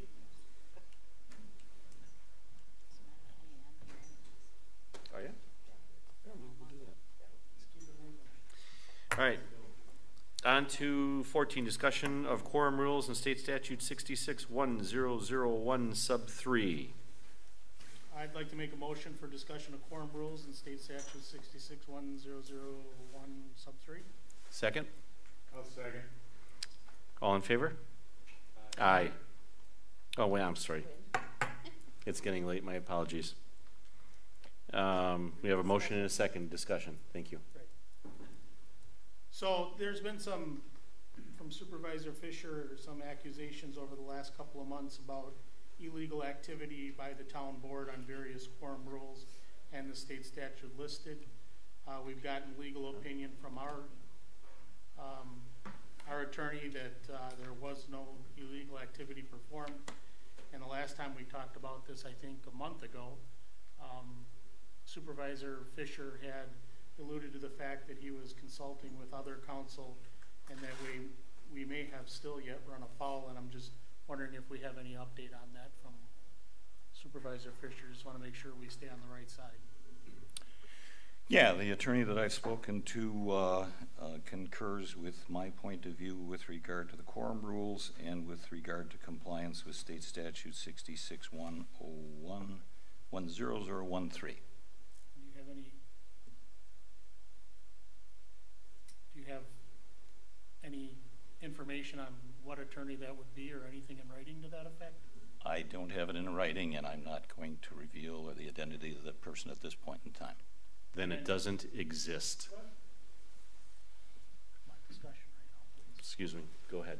Do you anticipate any time in the future that would change? That's a possibility. If people are seeking that kind of information, I would say that's certainly a possibility. Okay. I have also talked to quite a while ago a individual. I may not have this exactly correct, but with regard to the quorum rules, who is a member, if you will, I think it's of the National Society of Robert's Rules of Order, or that type of thing. He as well concurs with my point of view. I do not have that in writing. If this is a lingering matter of concern, I may well endeavor to get written opinions. Thank you. It is, in fact, a lingering matter of concern. You accused this board of breaking the law, and I don't take that lightly. And I have a legal opinion from our counsel that says we did not break the law, and you're not an attorney, and you're making this stuff up. John, I didn't put this on the agenda. I desire not to go there tonight. you folks want to continue with the discussion, I have my own point of view. I do not believe you need to be an attorney, and I mean no disrespect for Attorney Macy. You don't have to be an attorney to understand state statutes. You don't have to be an attorney to understand Robert's Rules of Order. And I've conferred with other people who support my point of view. It's that simple. And I'm not here to attempt to disparage you or Attorney Macy or anybody, and please don't do the same thing to me. I will allow you your point of view.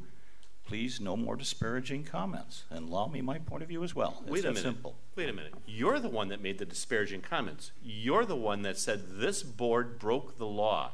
When you have an attorney sitting here at this table that says we did not break the law, you're the one making a disparaging comment, and I don't have, it's not my opinion, it's the opinion of our paid town council that we haven't broke the law, but you have this mysterious person who you can't name, and some other mysterious person that's an expert on Robert's Rules of Order who agrees with you, who also is not named. But in fact, we have an opinion from our paid town council that says you're wrong, but you still want to have your opinion. I'll respond. A couple of things. First of all, when I first brought the matter about concern or compliance with Wisconsin Statutes 1013, okay, and I explained my reasons for that concern. I inquired that evening after I made that rather forceful statement. I asked Attorney Macy to weigh in, and he basically demurred, which is fine. I have no... Wait a minute. I'm not going to let you get away with that because you know damn well he can't allow me unless you tell him that he can confer on an ethical problem that you have. He can't bring that out in open. Only you can do that, and you know that. Time out. Time out. You go back and look at the video. It's not an ethical problem. I asked him about compliance with Wisconsin Statute 66.1013, okay? And I mean no disrespect to Attorney Macy, but he basically responded that he needed to do research, okay? And I'll take him at his word for that matter, all right? He was not prepared to respond to that evening, so he did his research. He offered an opinion in writing. It basically was indicated it was not to be shared with anyone. We cleared that up last month, and as much as that's been cleared up, I did not share that with the attorney that I consulted with before that point in time because we were prohibited from doing so. He allowed us to do that, and with the Robert's Rules of Order and the 3 letters about my ethical conduct, so I have shared those now with an attorney. So we're moving on. And again, I'm not going to try to disparage you. I mean that not unkindly to Attorney Macy, gave him his opportunity to do his research and express his point of view. I appreciate and respect his point of view, but I respectfully disagree. So let's leave it there. If I have something more, I will bring it forward for you. Thank you. You say you don't want to disparage me. You disparaged every member of this board. Mr. Chairman, an attorney, if I may? Just one second. Sure. Attorney Macy doesn't have a point of view. He has a legal opinion that guides this board. You have an opinion and a point of view, but you're not an attorney. We've been through that. I have a legal opinion from another well-respected attorney. Yeah. We've been through that over and over. But it's a mystery man or a woman. So, if I may, just for the record, I was the one that asked that this be put on the agenda. I did it of my own fruition and discussed it with no one. And I simply did it from the point of view that there is an accusation out there that I consider significant, and I just was looking to see if there was any update on that. That's all. Thank you. Thank you. Then we can move on. Accounts payable. Nope. What did I miss? Sunset. Oh, discussion possible action on the patch in Sunset Drive in front of South 31, West 24861 Sunset Drive. Is there a motion for discussion? So I'd like to make a motion to discuss the possible action for a patch on Sunset Drive in front of the listed address. And a second. I'll second. All, you want to take the lead, Mike? Sure.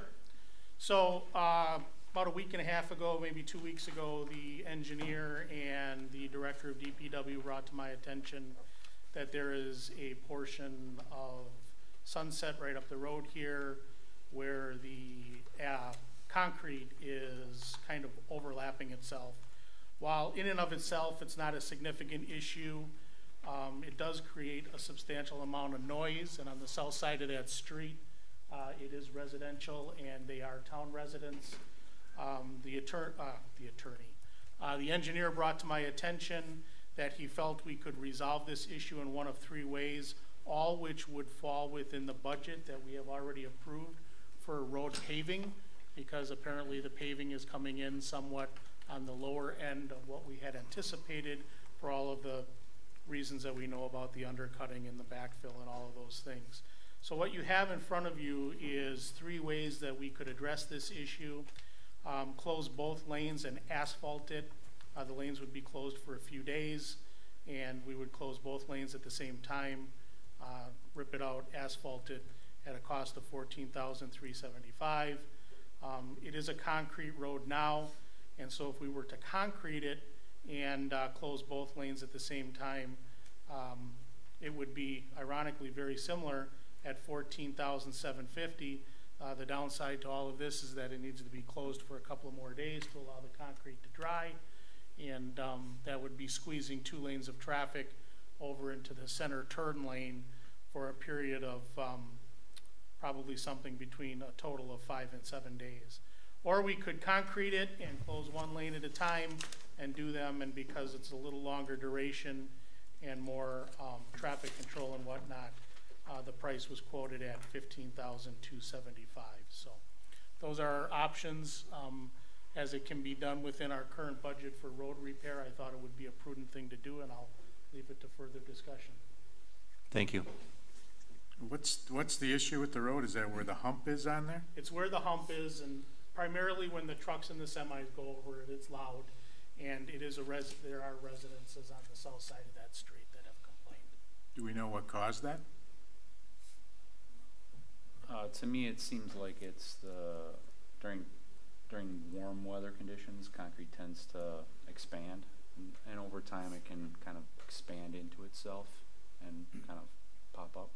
So that's kind of what it's created in the 2 eastbound lanes of Sunset, just west of Prairie. Because on the other side of it is where that commercial strip had access to sewer or electric, or it doesn't look like that's a trench-related issue. It doesn't go all the way across Sunset. It's just those 2 lanes. Might that settle down with colder weather? It may, but I think it's probably going to come back in time, and it's already busting up. I think Jerry told me that the city has put, either he or the city put asphalt to kind of smooth it out, and that's just a Band-Aid.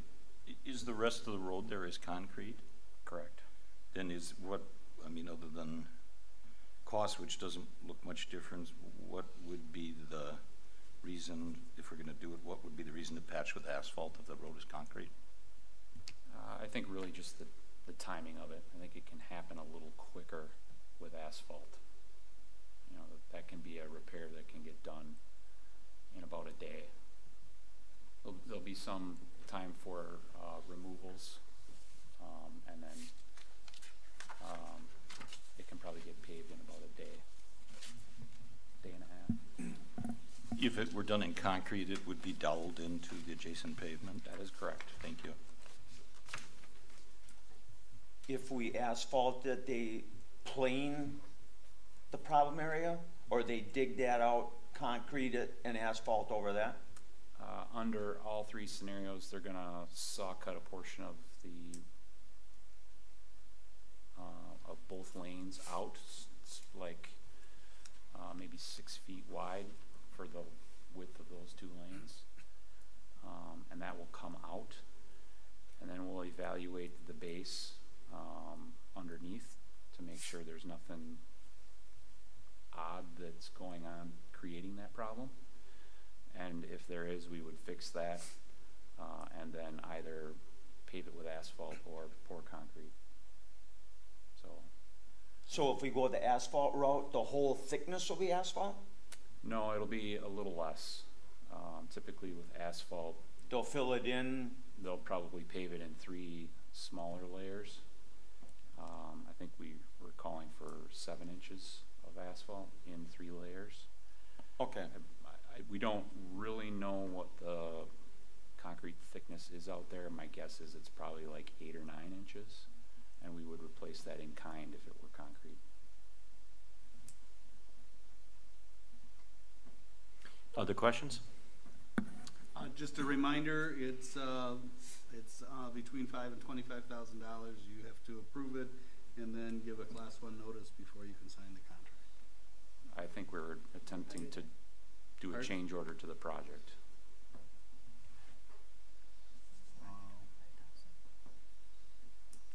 I don't know what the contract says, so I don't like change orders to contracts, but if the contract allows for it, you know. We'll verify. Anything else? What would you recommend, concrete? I would, and I would probably go with the 3-day cure, the high early. That way you're not leaving the lanes kind of merged and all that traffic control in place for an extended period.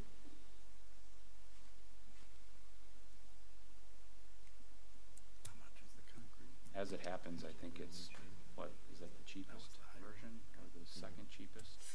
So you're picking the second version, not the third? Yeah, the price to do concrete with a 7-bag mix or a 3-day cure, both lanes at the same time is $14,750 quoted by Payne and Dolan.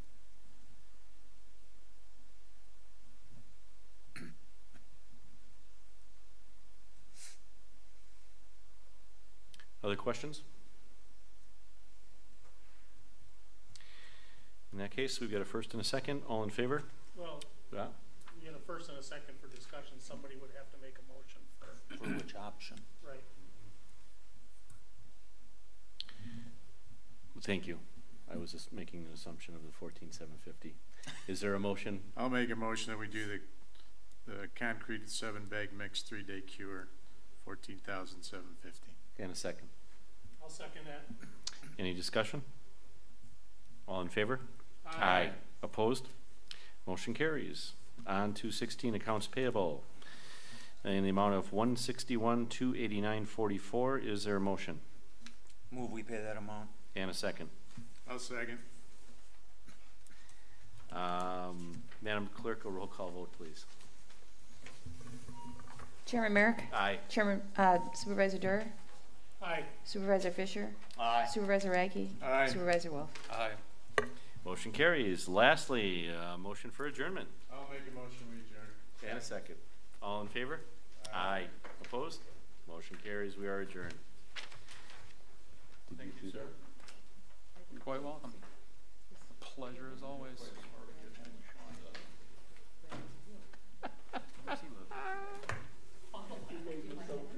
Kidding? I didn't know that. I wrote it down 15 minutes ago.